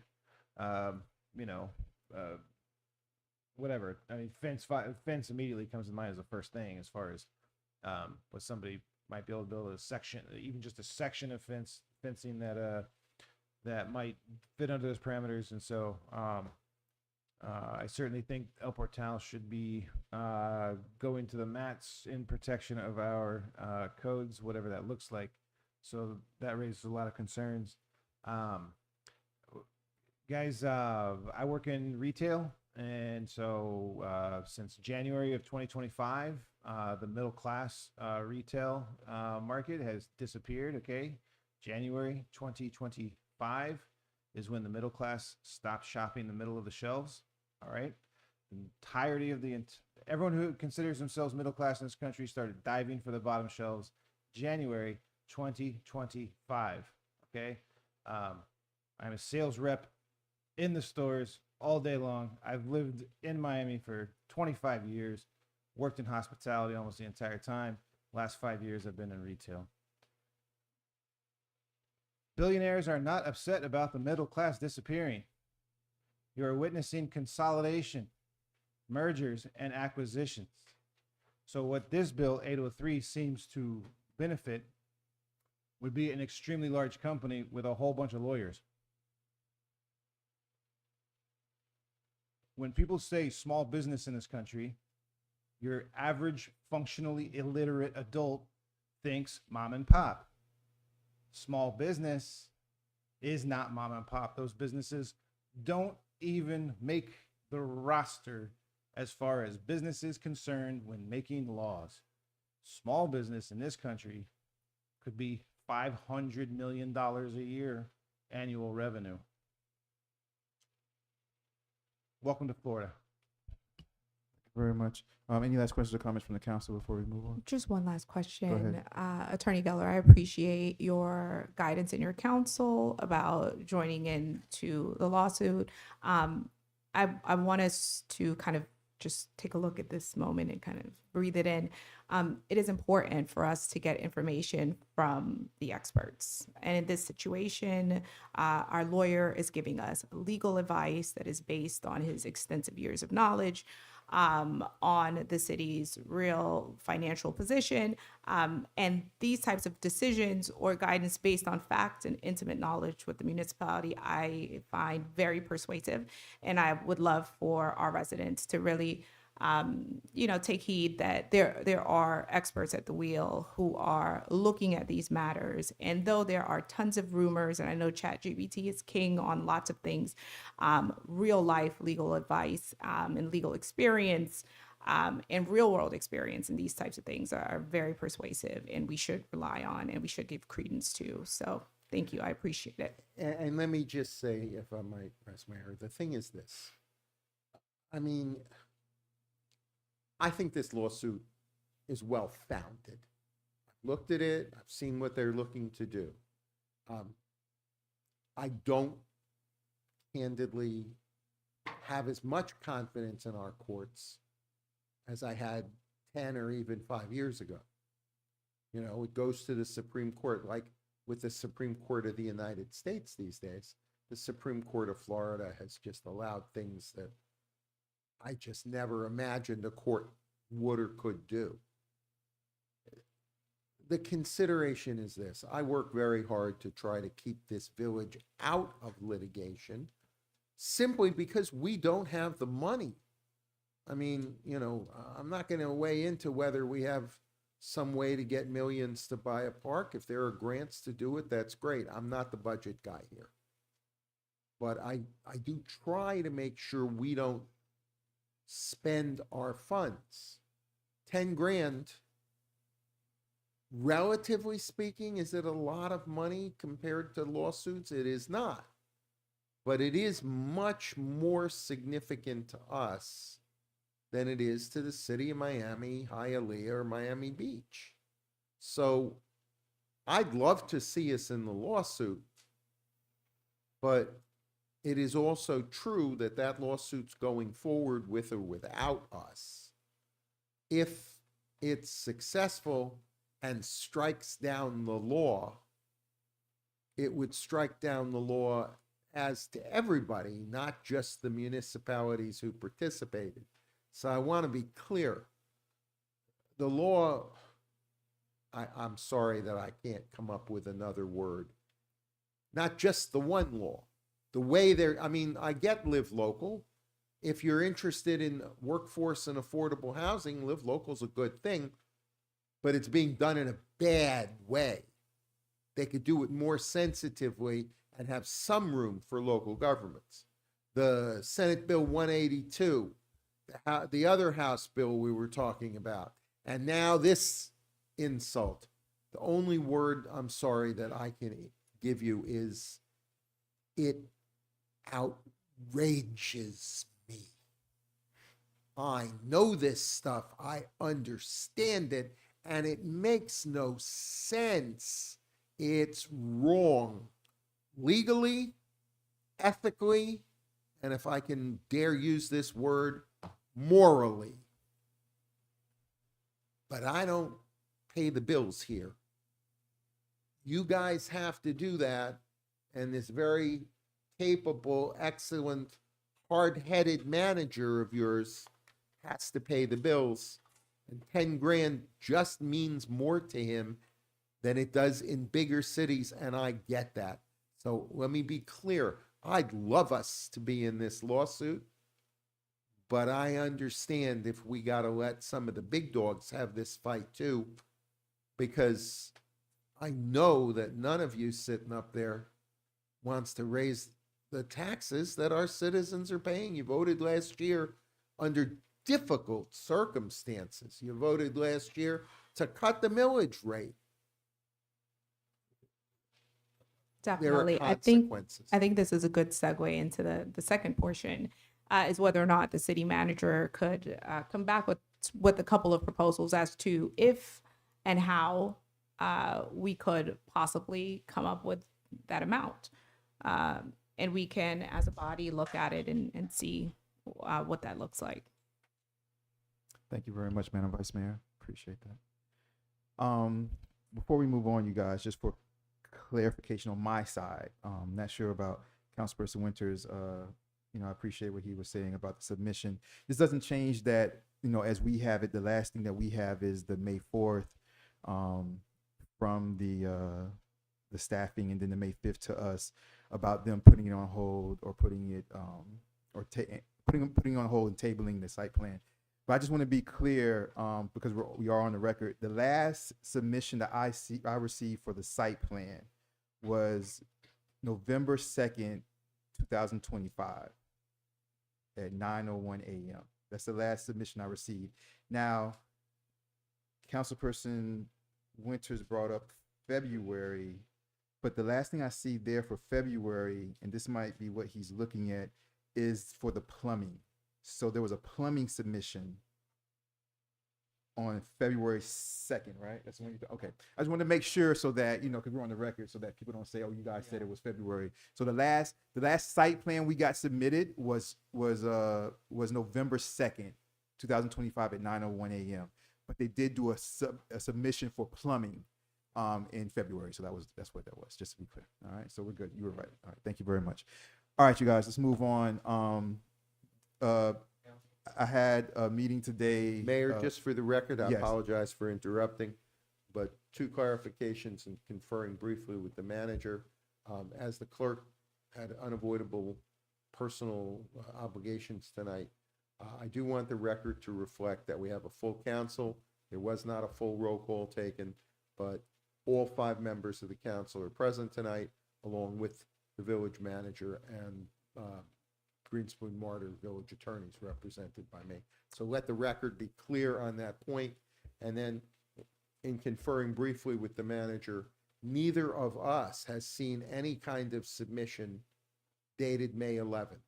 I have only seen what was referenced, I think by you, that an email from the attorney for the developer says that they had not resubmitted and they were on hold right now. If there was any kind of resubmission on May 11th, neither the manager nor I have seen that. I can't swear somebody didn't come to Village Hall and hand something to somebody, because I don't sit there and I'm not a fly on the wall and there aren't cameras to record it. But neither the manager nor the attorney's office has been notified that any such thing has been submitted May 11th or otherwise. Thank you very much. I appreciate it. Moving on to F, we're gonna have to table that again. I'm not sure what we're gonna do. I had lunch earlier today with a couple of county commissioners, and Commissioner Regalado was there, and she was like, "I apologize, Mayor, but I have this thing I have to do tonight." So so she couldn't be here again. Consent agenda. Do I have a motion to approve consent agenda? Moved by Councilperson Lightfoot Ward. Do I have a second? Second. Second by Vice Mayor Martin. All in favor say aye. Aye. Moving right along. The next is a resolution. Attorney Geller, I just handed the manager the resolution for you to read into the record. Yes, sir. We're just for the record. We've done item G, the consent agenda, which was just the minutes of a previous council meeting. We're now on item H, resolutions. There is only one. It is H1, and it is a resolution of the Village Council of the Village of El Portal, Florida, proclaiming the intent to create an El Portal Historic Preservation Board, and now acknowledging the forthcoming adoption of a village ordinance to formally establish said board, providing for directions, implementation, and an effective date. That's the resolution, Mayor. Thank you very much. I appreciate that. All right, you all. Ms. Lucio, you can come on up now if you want to. So this right here, you guys, is a resolution. So this board has to be officially created through an ordinance. All right. What this resolution is saying is, it's saying that the Village of El Portal, that we have full intention on creating a historic preservation board. So what this resolution right here does is, with that intention, it begins to open us up to funding and things like that we could start to work on to be brought in for that. The details of this, if you look at your 7th whereas, it says, whereas the Village Council further acknowledges that a forthcoming ordinance of the Village of El Portal will formally establish the Historic Preservation Board and shall comprehensively define its official wording and language, as well as its processes, policies, procedures, systems, protocols, guidelines, and rules and regulations. That's all done within the ordinance. Okay? This is the resolution that says that we have full intention on creating a historic board ordinance or a historic preservation board. How that board is going to be set up, that is in the ordinance. Just to be clear with everybody. All right. I'm gonna let you come in right now, and then I'm gonna come in. Go ahead. Okay. First, I want to thank Mayor Nickerson for putting forth tonight's resolution proposing the formation of an El Portal Preservation Board. And I encourage the council to vote in favor of this resolution. As you've heard tonight, we have a recurring issue in our village. Historic homes and landmarks like Rader Church are being demolished without proper oversight, review, or consideration. In the case of Rader Church, it was demolished before a build plan was even approved. Now, instead of an iconic gateway into El Portal, we have an empty lot. I personally don't want to see that happen here ever again. This is an opportunity for the village to commit to what makes this place truly special. That our homeowners, civic administrators, and business owners have retained the unique characteristics and charm of this village by gently restoring and maintaining their properties in a way that respects their original design, environmental impact, and scale of their neighborhoods. This will be an opportunity to formally recognize those who keep our village beautiful and healthy, and will provide a much needed extra layer of protection to keeping El Portal, El Portal. We are the last holdout of original Miami.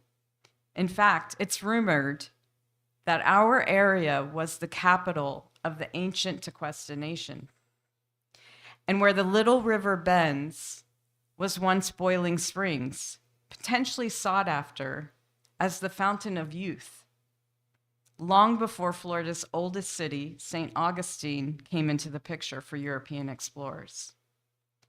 At the turn of the 19th century, pineapple and kuntai was abundant, driving the establishment of commerce right in the area where this village hall stands.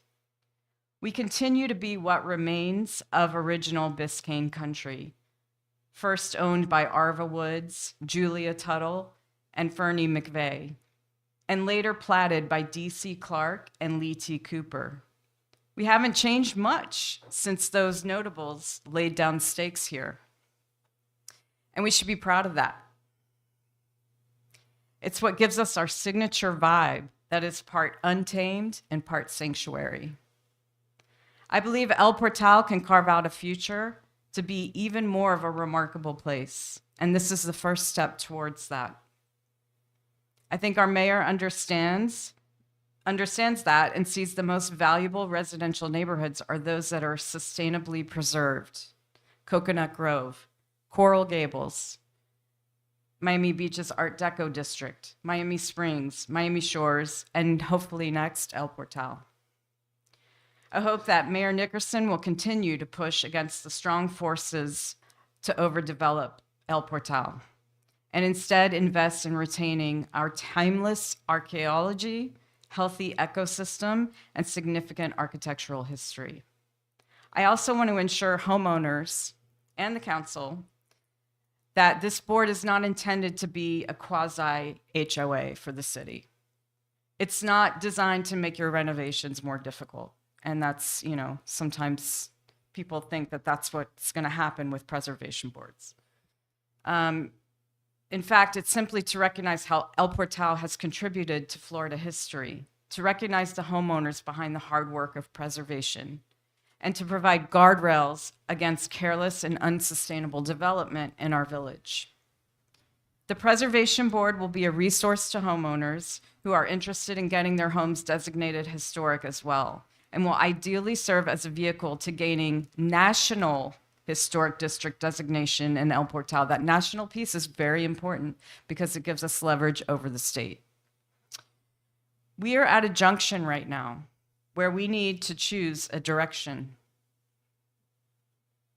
One that will irreversibly alter what remains of El Portal and destroy our quality of life and our charming aesthetic, or one that allows our history to inform our future and respects the respite that our village provides its residents against the raucous and diabolical developments in the city of Miami next door.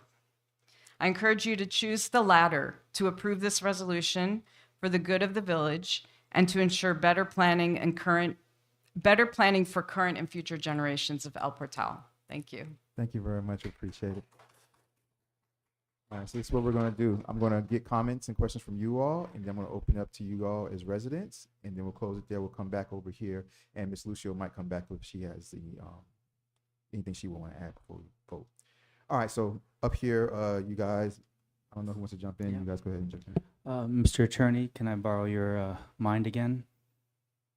That's what I I'm think here it's for, Council. the whereas it states that it will create a historic preservation board as an advisory and regulatory body. Can you define for me what the regulatory body would mean for the village? Yes, sir, it would impose certain regulations.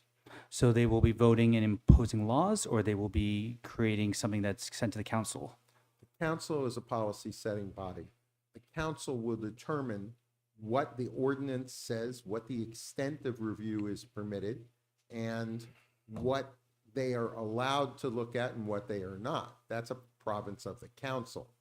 But the board would be there to investigate and enforce the policy regulations that the council sets.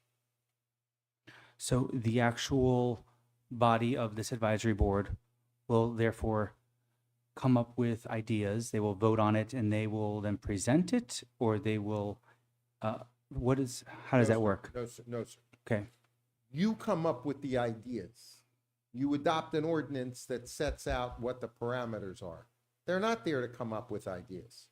They're there to get specific, get your fingers dirty information to see if the policy that is set by the council in the ordinance is being complied with or not. But as you just stated, we come up with the policy, but it says they're also advisory, so they're advising us, correct? If they determine that there is a part of the ordinance that could be better, they are empowered to make suggestions to the council. That's what makes them an advisory body, as opposed to simply enforcing regulations.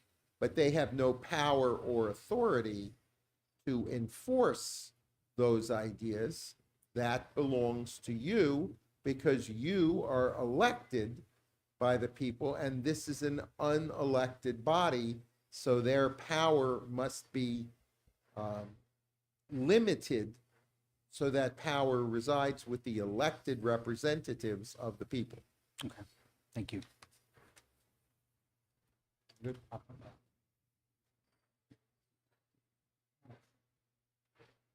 Before I go out to the residents, anyone else?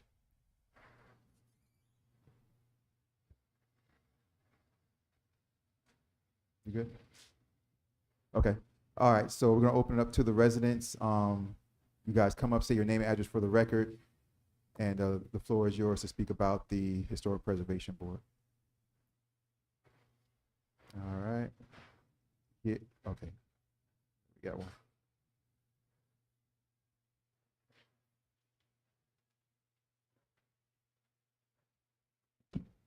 Noel Pace, 206 Northwest 91st Street, also on property 8661 Northeast 2nd Avenue. I support this initiative. I also support reasonable development. I also support reasonable consideration of the rules that are in place. And so, you know, at the same time, I think it's important to represent and recognize history. I think we also have to reinforce the rules we already have in place here. Okay. We have a community plan. We have ordinances. We have things, I mean, any exceptions that are made to any of those rules should only benefit the entire community. That's why they were put in place. I think the historic board, and I think Ashley's work is excellent. I do want to talk about, you know, she did mention that, hey, that it was done before there was even a community, a property proposal or plan that was even put in place, and they already knocked down that historic building. At the same time, we still don't have any real plan for all of their comprehensive development they have here. It was mentioned before by a nice woman. She's like, well, hey, how do we have the money to buy that as a park?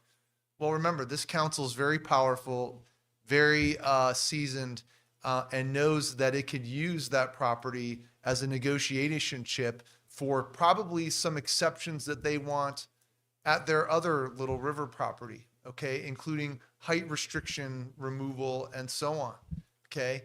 They could donate that park in lieu, you know, basically as an exaction to get some concessions for their other development that I'm sure they have plans for, but they haven't shared yet.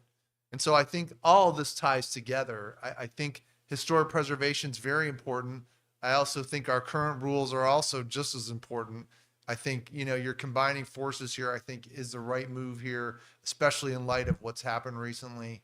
But I do think this council should consider that.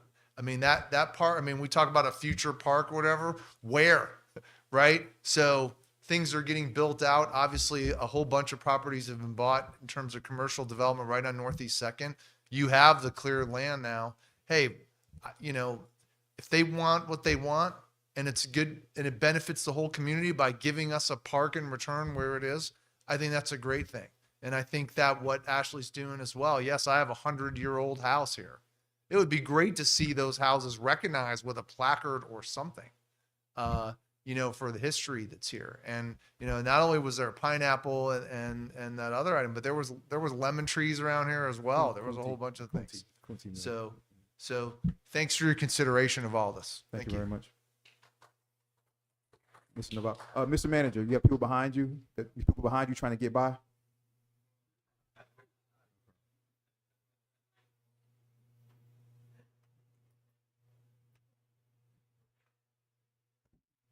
Calixto Navarro, 335 Northeast 87th Street. I support the creation of the Preservation Board of El Portal. I think there are many homes.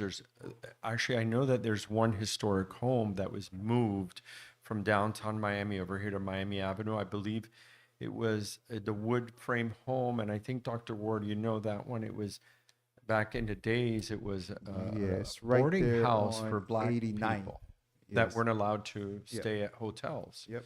back in the 20s. So, and it's in El Portal. And, you know, I think there's so much history here, and we go back and forth of not just the Indian mound. I have found artifacts in my backyard.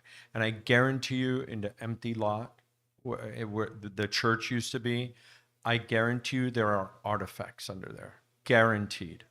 From the Tequestas and probably from the old Kuntai factory that was there back in the 1800s.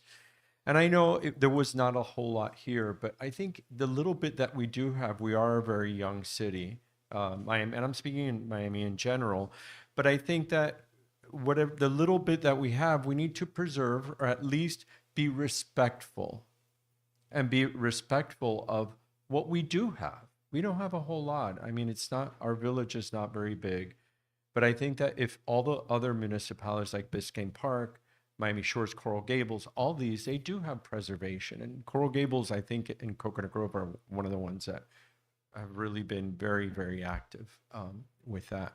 So I do support it.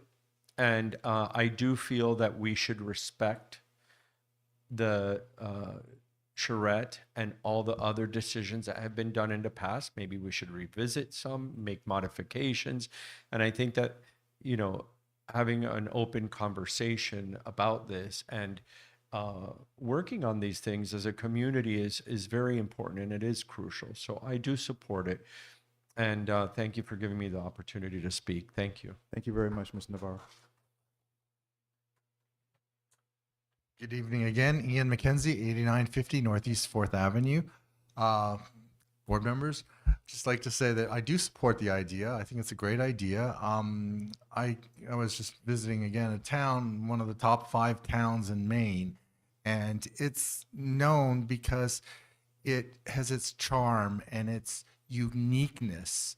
And for instance, there are no chain restaurants, no McDonald's, no nothing like that. They will never have it. The only thing, the old pharmacy closed years ago, so they had to put in one, but they put in such, I mean, you would never know it's a CVS or a Walgreens. I don't even know which one it is, but it's a pharmacy. So these are really good things, but I think what we need to do is see some kind of a mission statement, kind of a plan, what the whole scope of the Preservation Board is going to do.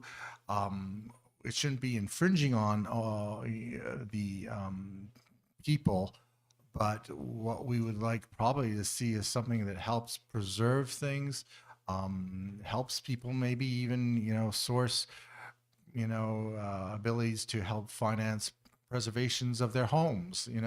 We have beautiful homes here. And I know, I mean, I was just Ubering back here and the Uber driver said, wow, these are really nice homes. And they are.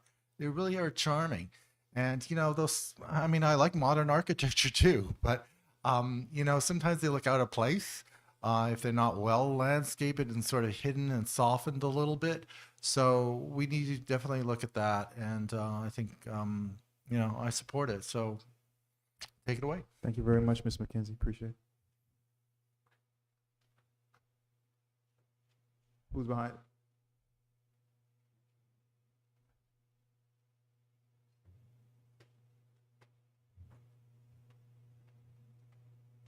Hi, good evening. My name is Ramona, 136 Northwest 88th Street. I support the historical preservation, and by saying that, I was just gonna read a little piece of David Walters. He's a professor emeritus from the urban design in UNC Charlotte. And he talks about actually the form of base code. Okay, which is something that I think El Portal should be understanding a little better and following to try to preserve our historical sites, such as our ancient oak trees, Tequesta Mound. We might have artifacts actually buried under the church that was destroyed. So he says the form-based codes are tools communities and developers can use to create that kind of walkable urban neighborhoods that we all like to have, but at the same time preserve our historical neighborhood. A plan is a vision. A code is the legal mechanism to implement that vision. So I know that we all have a vision for what we want for our El Portal, but we have a code. So that code is our legal mechanism to preserve and save our community. Sometimes communities make plans, but the zoning is never altered to match that plan. What gets built conforms to the code because it has to legally, but not to the plan. So we can change our plans, but we shouldn't change our codes. And that goes to the developer that is trying to change our codes to build something that he's probably going to be the only one benefiting from it. Thank you again. Thank you, Ms. Ramona. Thank you.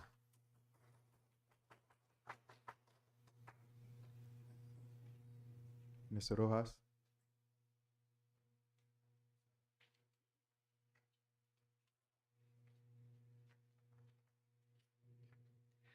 Daniel Rojas, 60 Northeast 86th Street. I am in favor of a creation of this board. I think it's very important to have balance in our village, and I think that that there's a great push from developers and that they're in due process and development that fits our village is okay. But I think conservation board can help bring balance. There we go. Yeah, I think this can help bring balance to our whole process.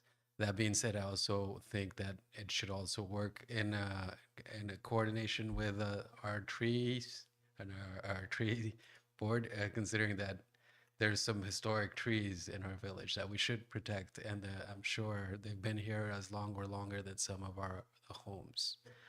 Thank you. Thank you very much. Hi, Kathy Emery again, 169 Northeast 87th. I have a beautiful home that I consider an historic home, and there is no doubt that these developers have had their eye on it and made enormous offers on the property. But it has like 15 beautiful oak trees that I wouldn't let anybody have for any amount of money if I thought it was going to be destroyed. And I was on the community council for 10 years on the other side of the boulevard, and Community Council 7 in unincorporated Dade, and our main focus was historic preservation of that area over there. We had the canal front on 89th Street deemed historic to preserve the coral rock walls, seawalls. We had the street, 87th Street, is already deemed historic across from Phyllis Miller from the boulevard to 8th Court. So I'm in favor of a board if it's done properly and with good intent. So that's Thank you what I very have much. to say. Thank you very much. Good evening again. I'm Denise, 173 Northwest 88th Street. I have some questions. So, number one, there was a man and his family that came here once, and they had an older house. I think it was a historical monument, maybe in 1918 or something like that, built. And he came with a variance. So, if we have a committee, and my committee says, "Oh, yes, that's a nice, beautiful old house. We're gonna put it on the list." And then somebody comes and buys him and then wants to destroy him to put up something new, because, you know, lots of people here just keep putting up things new. Then how does that work? But Mr. Mayor, I know he's going to answer me later. So let's move on, right? Okay. Then I have another question. What if the people say, okay, well, because it's historic, we're going to leave this, this, and this, and they get approved by the council, and like the two houses that are in front of my house, they chop down everything and they don't give a damn about anything. That's another question, right? Then, since we have old trees, do you guys get to say, well, this is an old tree and it shouldn't be removed too? Or is it just houses? These are all my questions, right? And then I want to know, if we disagree with this thing about one good and welfare, and then y'all shut up and listen to us, if we disagree with that, do we email? And who we email if we do email? Amen?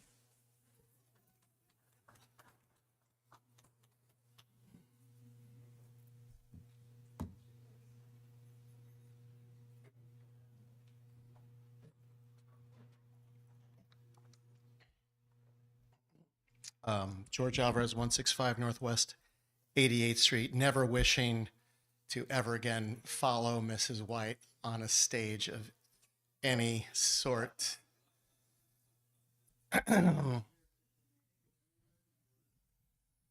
I support the formation of this advisory committee. I applaud the mayor for getting it on the agenda so darned fast, to maintain decorum. I'll say darned fast, and thank you to whomever, Ms. Lucio and whomever else was part of it. Obviously, there's going to be the devil's in the details. There's going to be a lot of things to think about. The extent to which any of this is illegal, the extent to which any of this may be too much of an imposition on property rights and property owners. I believe in carrots rather than sticks. And since the state of Florida has decided to squeeze a little bit of our home rule away from us in the name of dealing with an affordability crisis, may we not use an opportunity like this to incentivize people to build ADUs, that's accessory dwelling units, in their backyard. In other words, You can rent out a small apartment, perhaps your converted garage. Some people, I know that plenty of people do the Airbnb thing. The state of Florida says that El Portal cannot put the kibosh on it. I say we use that environment, that legislative reality, and incentivize people to, number one, maybe hold on to their older homes as they get older in their older homes and can no longer afford both maintenance, insurance, taxes rising, and taxes will rise as El Portal grows. Maybe people who have the space, even people who are in irregularly shaped yards, can build an ADU. And if we incentivize them to price it in such a way that meets somewhere between 80% and 120% of AGI, then we are helping to do our role in dealing with an affordable housing crisis in Florida, but we're getting ahead of the developers who are going to steal our Second Avenue or other parts, or who are undoubtedly going to try to take different parcels, put them together. And as you know, you can build many, many more apartment units on 2 or 3 parcels that were put together than you could on one parcel and then one parcel and then one parcel. If 20% of El Portal were incentivized, whether it's by some bill like the one Attorney Geller mentioned, and which the $7,500, I forget, was it HB 803? Perhaps each and every one of us could be earning money to keep us in our homes as we age. Perhaps we could be giving El Portal some of that rent. Perhaps we could be being a part of the solution to a housing crisis, and then it will be much easier for us to maintain our zoning and not allow things like Second Avenue to blow up to 6 stories or 8 stories. I know there's a lot of details in that devil as well, but any such opportunity is an opportunity. What I meant to say is any such dilemma is an opportunity. And this is one that could help give El Portal some tax base, could help people, El Portal residents, earn some extra money. There's ways to do this that are regular to normal kind of housing policy. There's ways to do this that are normal and not excessive. And hopefully this can help, if you guys feel that this is true, can help current and future citizens to be invested in El Portal historic homes and in El Portal and their future. So if I may suggest that you perhaps, as you instruct Manager Roseman to look into some of these details as you guys consider them yourselves, if that could be brought in and examined. I'm sure I did not think of everything, but I think this is a great way to marry ideas about earning money as a capitalist, about property rights as a property owner, and in a way getting ahead of a boom that could steamroll El Portal if we already have enough housing. So it's an idea. I'm certainly open to talking to any member in the dais about it and vice versa. Thank you for your time. Thank you very much, Mr. Alvarez. Thank you. Ms. Alida.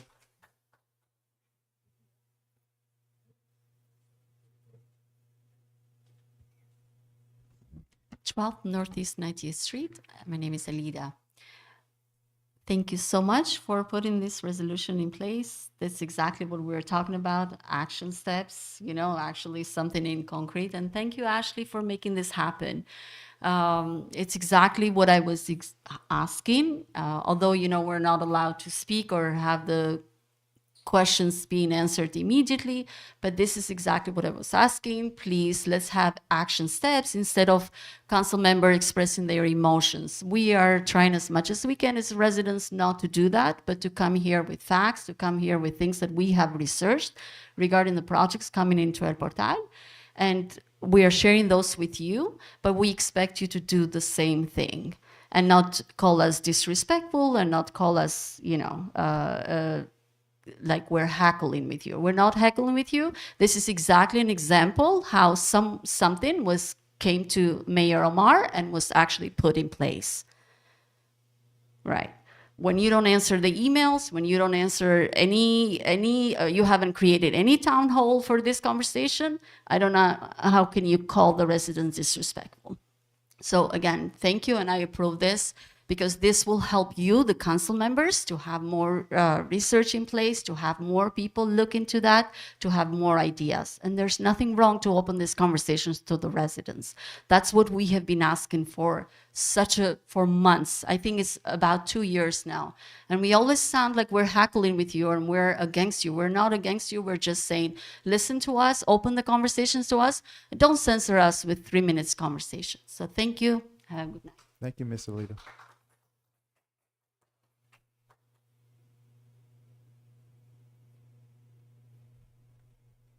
Joni Gomes, 269 Northwest 86th Street.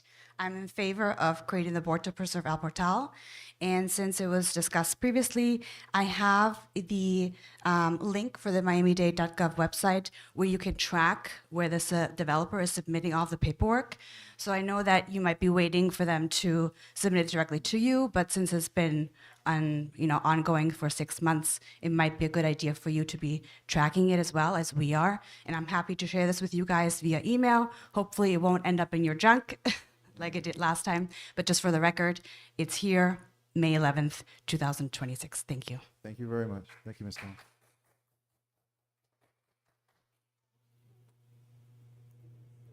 Anyone else good in welfare or public comment? Just say. No, hearing none, seeing none. Let's go back to the council. Do you have any final comments or questions about the resolution? Go ahead.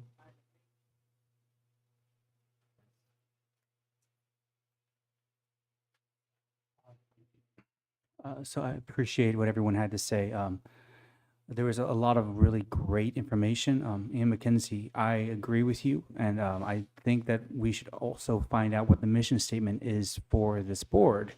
Because I do support the idea of preserving El Portal's history, especially after what we've seen recently. My concern, though, is making sure that whatever we create does not unintentionally create a burden or unnecessary uncertainty for homeowners. So creating a board without framework, with the best of intentions, what could possibly go wrong?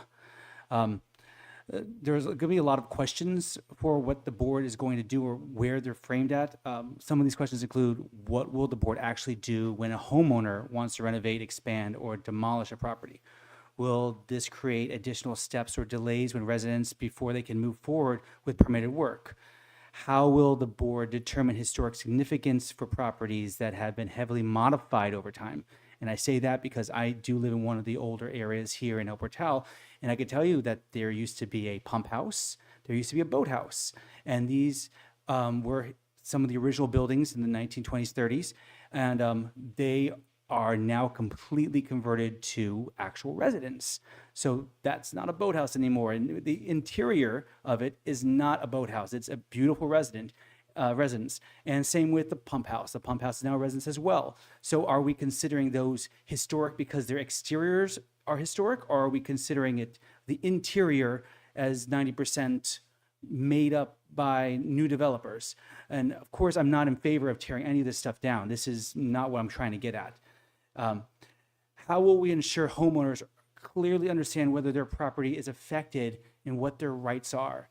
So if this is about developers, I believe the board should be focused on the developers, on the companies, and we should make sure we're not attacking homeowners. I mean, if it's the LLCs and the companies that are tearing down our beautiful properties, maybe that is something that should be addressed.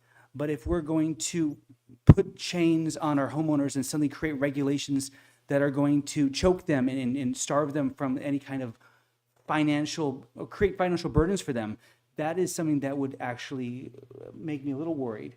One neighbor here said that they were in favor of the board if done properly and with good intent. And I think that's the most important thing. because it's a great idea to have a historic board. And it's a great idea to get all of the neighbors, the residents together to jump on the board and help out, because it's always great to have this advisory for the council. But I think we all agree El Portal has a unique history worth preserving. We just want to make sure that we move forward correctly. We want to do so where it's clear, balanced, and does not unintentionally create burdens for residents. So personally, I would like to give this my vote, but I would like one word removed from the entire thing. And that's the 6 whereas, where it's defined as an advisory body, leave that there, but remove the word regulatory body from the resolution. This will, or the other option would be to further make this board about historical board and protecting us from developers or taking over properties that are actual non-residents. I see a smile on your face. I'll step back. All right. So so I read this before, but in whereas number 7, it says the Village Council further acknowledges that a forthcoming ordinance, this is the resolution, a forthcoming ordinance of the Village of El Portal will formally establish the Historic Preservation Board and shall comprehensively define, I read this before, its official wording and language, as well as its processes, policies, procedures, systems, protocols, guidelines, rules, and regulations. So all those questions will be in what? The ordinance that it says right here, the forthcoming ordinance. All of those questions will be answered in the ordinance. Further, the final whereas says it is the desire of the Village Council to formally declare its commitment to historic preservation. That's what we're doing here. Every question in detail is answered through the ordinance. Also understand ordinances have 2 readings before they become law. Resolutions have 1, ordinances have 2. So even after the first reading, changes can still be made and adjustments can still be made for the second reading. We're not even at the first reading of an ordinance yet. So I apologize, Ms. White, even your question with the house, right? That would be, so those type of things will be defined in the ordinance, but I can quickly kind of just say, so for a property that if it would be under like historic preservation or go through a historic preservation board, it makes it more difficult for then, what you're talking about. That's what it does. Yeah, it's another it's another step that we have for oversight and overview to make it more difficult for people to like ruin those type of things. So to your point, Ms. White. And as far as trees and things like that, we could possibly put that in the ordinance, right? We can speak to the tree board, speak to the ALE mayoral board, and we can put those type of things in the ordinance. As far as the good and welfare, that would have to be changed through a resolution that's in there. I believe it's not in our charter. I know our charter front to back. I'll check the code, but those type of things usually don't go into code. So I think just a resolution would be able to change that. But you would have to at least have 3 votes from individuals up here to be able to change that. So that's how that goes. Madam Vice Mayor, I saw you want to jump in. I do. I just have a question for you. First of all, love the idea, but I also understand the devil is in the details. So I understand your trepidation, Councilman Winters. I wanted some more guidance on the process from getting us to kind of this really great idea to the final ordinance. What type of engagement and from whom are you anticipating? So it's not only with Ms. Lucio, but also we're going to be bringing in, residents who want to kind of like, overlook it and go through it and things like that. Also understand that when it comes to, whatever is created, right? So any ordinance that's created, right? When it comes before us, we can look at it and we can say, I don't like this, I don't like that. I think this should be changed, that should be changed. And we can even table it on the first reading before it goes to a second reading. But even in between a first reading and a second reading, things can be adjusted and changed in ordinances. So there's going to be steps along the way. I love that. I just know that we have a very involved citizenry, and there definitely should be some input before we kind of have even that first blush at it, just to really get everyone's opinion on what they're sticking point maybe, or the parts that they're particularly interested in. But yeah, I love the idea, and also am keenly locked in on how it's executed, because it can go a lot of ways, but I think it'll go good. Absolutely, Madam Vice Mayor. I appreciate you. Any other questions or comments? That's what Yeah, so I wanted to make the clarifying point as well that this resolution gets us to the process of forming the board under an ordinance. And then additionally, so I grew up in an exceptionally strict environment as a youth. I think I have a kind of natural tendency towards a bit of a rebellious nature, and that certainly was exacerbated by growing up in such a incredibly strict environment. Having said that, at 15, I started working in food service. By 19, I was very involved in food production, working in a restaurant. And what 25 years of working in hospitality taught me was that, as annoyed as I ever may be by rules, a great many rules are made for a reason. I'll give you an example. Everyone freaking out about a hantavirus. As someone who has conducted source tracking of material for the purposes of identifying when someone became sick with a foodborne illness, my guess on the hantavirus outbreak is the following. Dry food storage in Argentina has been infested with rats for an exceptionally long time. A significant number of food that was on that cruise ship was already contaminated, because what it requires for that specific virus to go from animal transmission to human transmission is prolonged exposure of feces and urine from rodents. Okay, so how that happens in humans is food sources are contaminated. My understanding of how this story developed for this hantavirus outbreak specifically, it seems very obvious to me as someone who's worked. I've had a job in the past where my job was to review the FDA food code and update training for hospitality workers based on the FDA updates that come in theory every 3 years. We are going backwards fast right now in our current state. I'll tell you this. So I just want to say that I have a background of being someone who is suspicious of almost every single rule ever created. Okay, but I'm telling you that what I've learned in life is that regulations save lives every single day. And so, in that vein, I'll just say that that the fear of regulation is misplaced. I'm far more afraid of a unregulated food store where rodents would have access. So. Thank you very much. Just for point of clarification, Ms. White back there, for the good and welfare thing, it's in our charter, the process, which our charter is like our constitution, right? We have our code and we have our charter. The process is in the charter, which follows Robert rules, so we can't change that. But what we can change is the 3 minutes. We can do that by resolution. So the 3 minutes we can change to 5 or whatever. We can do that. But as far as the process of, you guys, we close it, you guys speak, then it comes back to us and things like that. That process we can't change, but the amount of time that we give you to speak, we can change via resolution. So I just got that. All right, just to let you know. Any last comments or questions before I ask for a motion? We're good. All right. Do we have a motion to approve? Attorney Geller, I believe you have the roll call sheet, right, with the voting sheet? Okay. We can take that, yes, sir.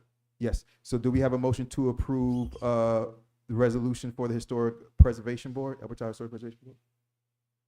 I'll move it. Moved by Councilperson Urban, second.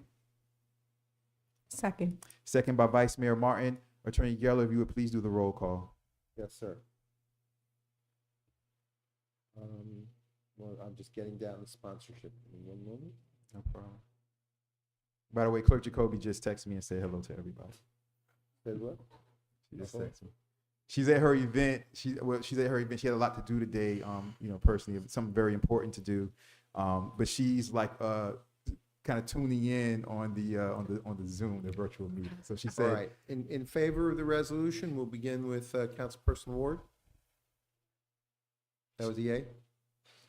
And Councilperson Urban, Yes. Councilperson Winters.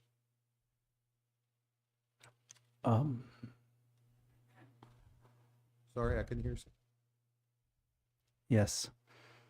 Vice Mayor Morton. Yes. Mayor. yes. 5-0. Thank you. I appreciate that, you guys. Congratulations, Ms. Lewis. Congratulations to El Portal and Ms. Lucia. I really appreciate you, Madam Chair. Next is the village manager report. Madam Manager, Mr. Manager, do you have any reports? Or can you find a microphone for us, please?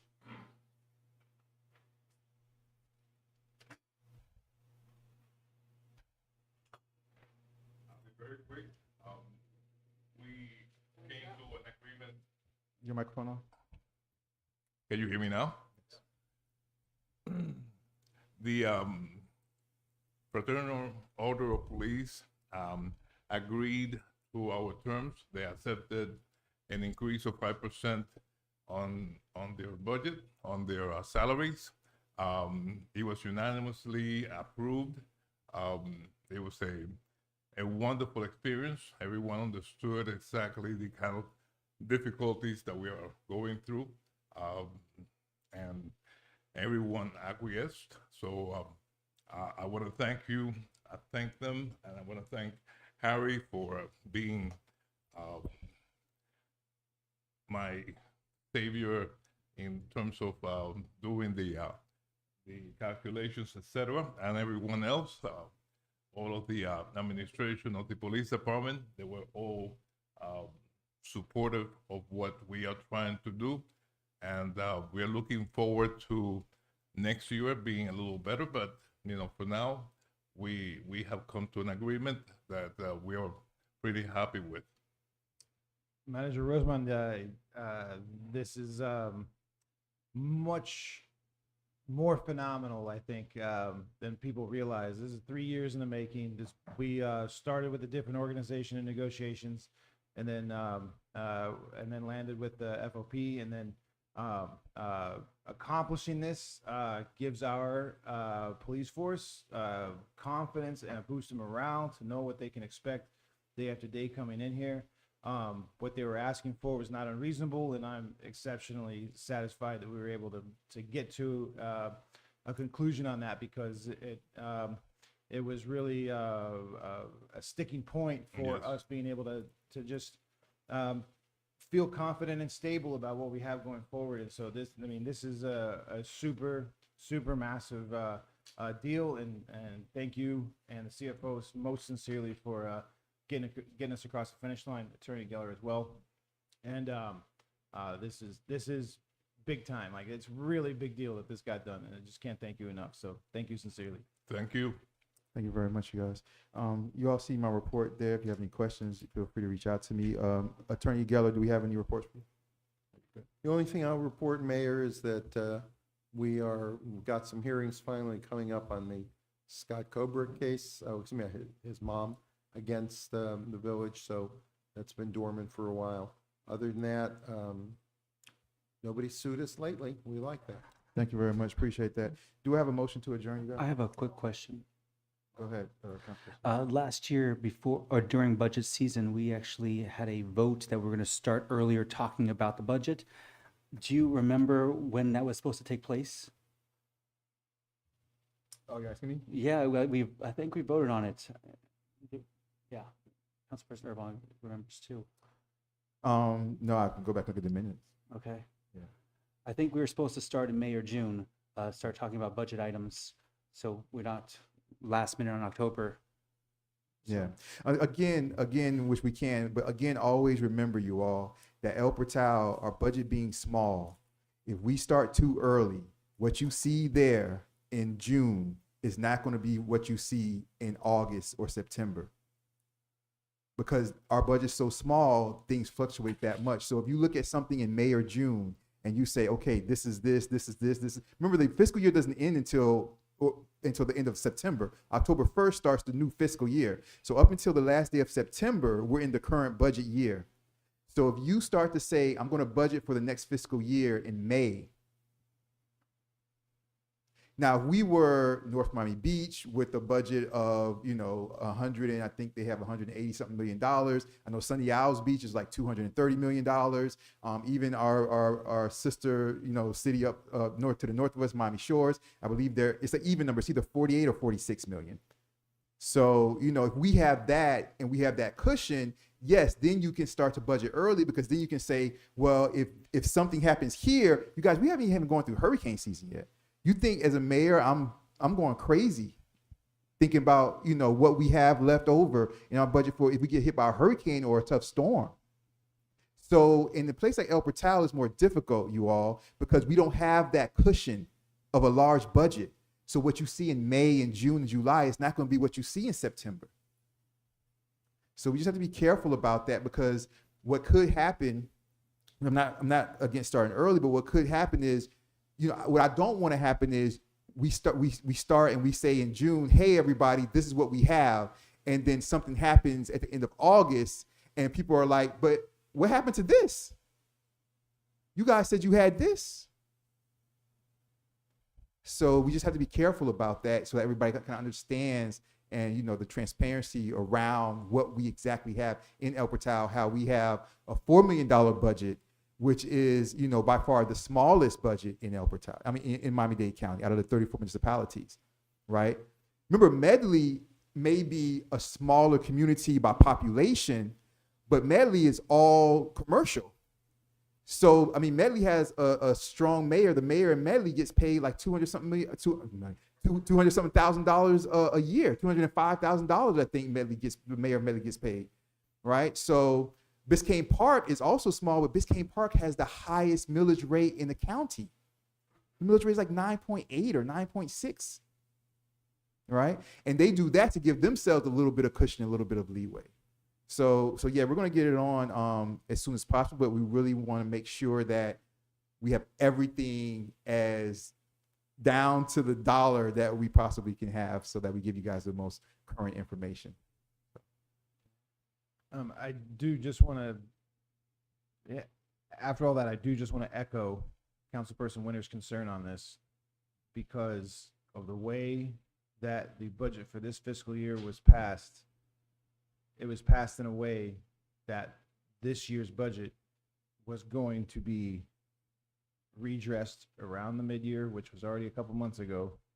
And so for that reason, it was established that the council needed to be ahead on the next budget review as opposed to behind. And so, to Councilperson Winter's point, October is going to be here unbelievably rapidly. And this council should be now, regardless of how things will shake out, we should be turning our focus to the budget at this time. Absolutely. So, for example, the police CBA, that kicks in when? The budget is like all the budgets, October 1st. But that kicks in October 1st coming up, or that has kicked in already retroactively? That has kicked in already retroactively. That's my perfect example. Yeah. Things come up in our budget that we really need to keep an eye on. You see what I mean? Like things like that come up in our budget. We still have, and like I said, just because it's keeping me up at night, we have to try to find a way to set aside some stuff for flooding, for hurricane, disaster relief, or even hard storm disaster relief. You guys, we don't need a hurricane. If we have hard rains, the residents that are, Sherwood Forest is a little bit higher.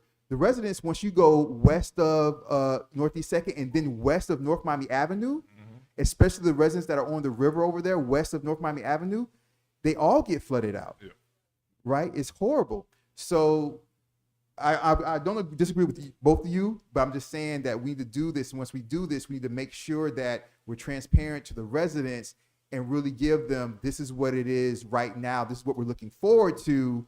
but this possibly could change if things change throughout the summer or anything like comes up, like the CBA for the police contract that just came in that hits and just hit and it's retroactive. But it was also built into the budget already, is that correct? Correct, that is Yeah, correct. So we didn't go over the last year's budget when we did the police. But the thing about it is, for the police budget and for that to be retroactive, until you guys decided and agreed on the percentage, how do we know what the percentage is going to be? Right. So those type of things are just things you have to kind of just keep in mind. That's all as we move forward. I had a motion to adjourn by Councilperson Lightfoot Ward. Do I have a second? I'll second. We have a second by Councilperson Urban. All in favor say aye. Aye. Aye. Aye. All opposed say nay.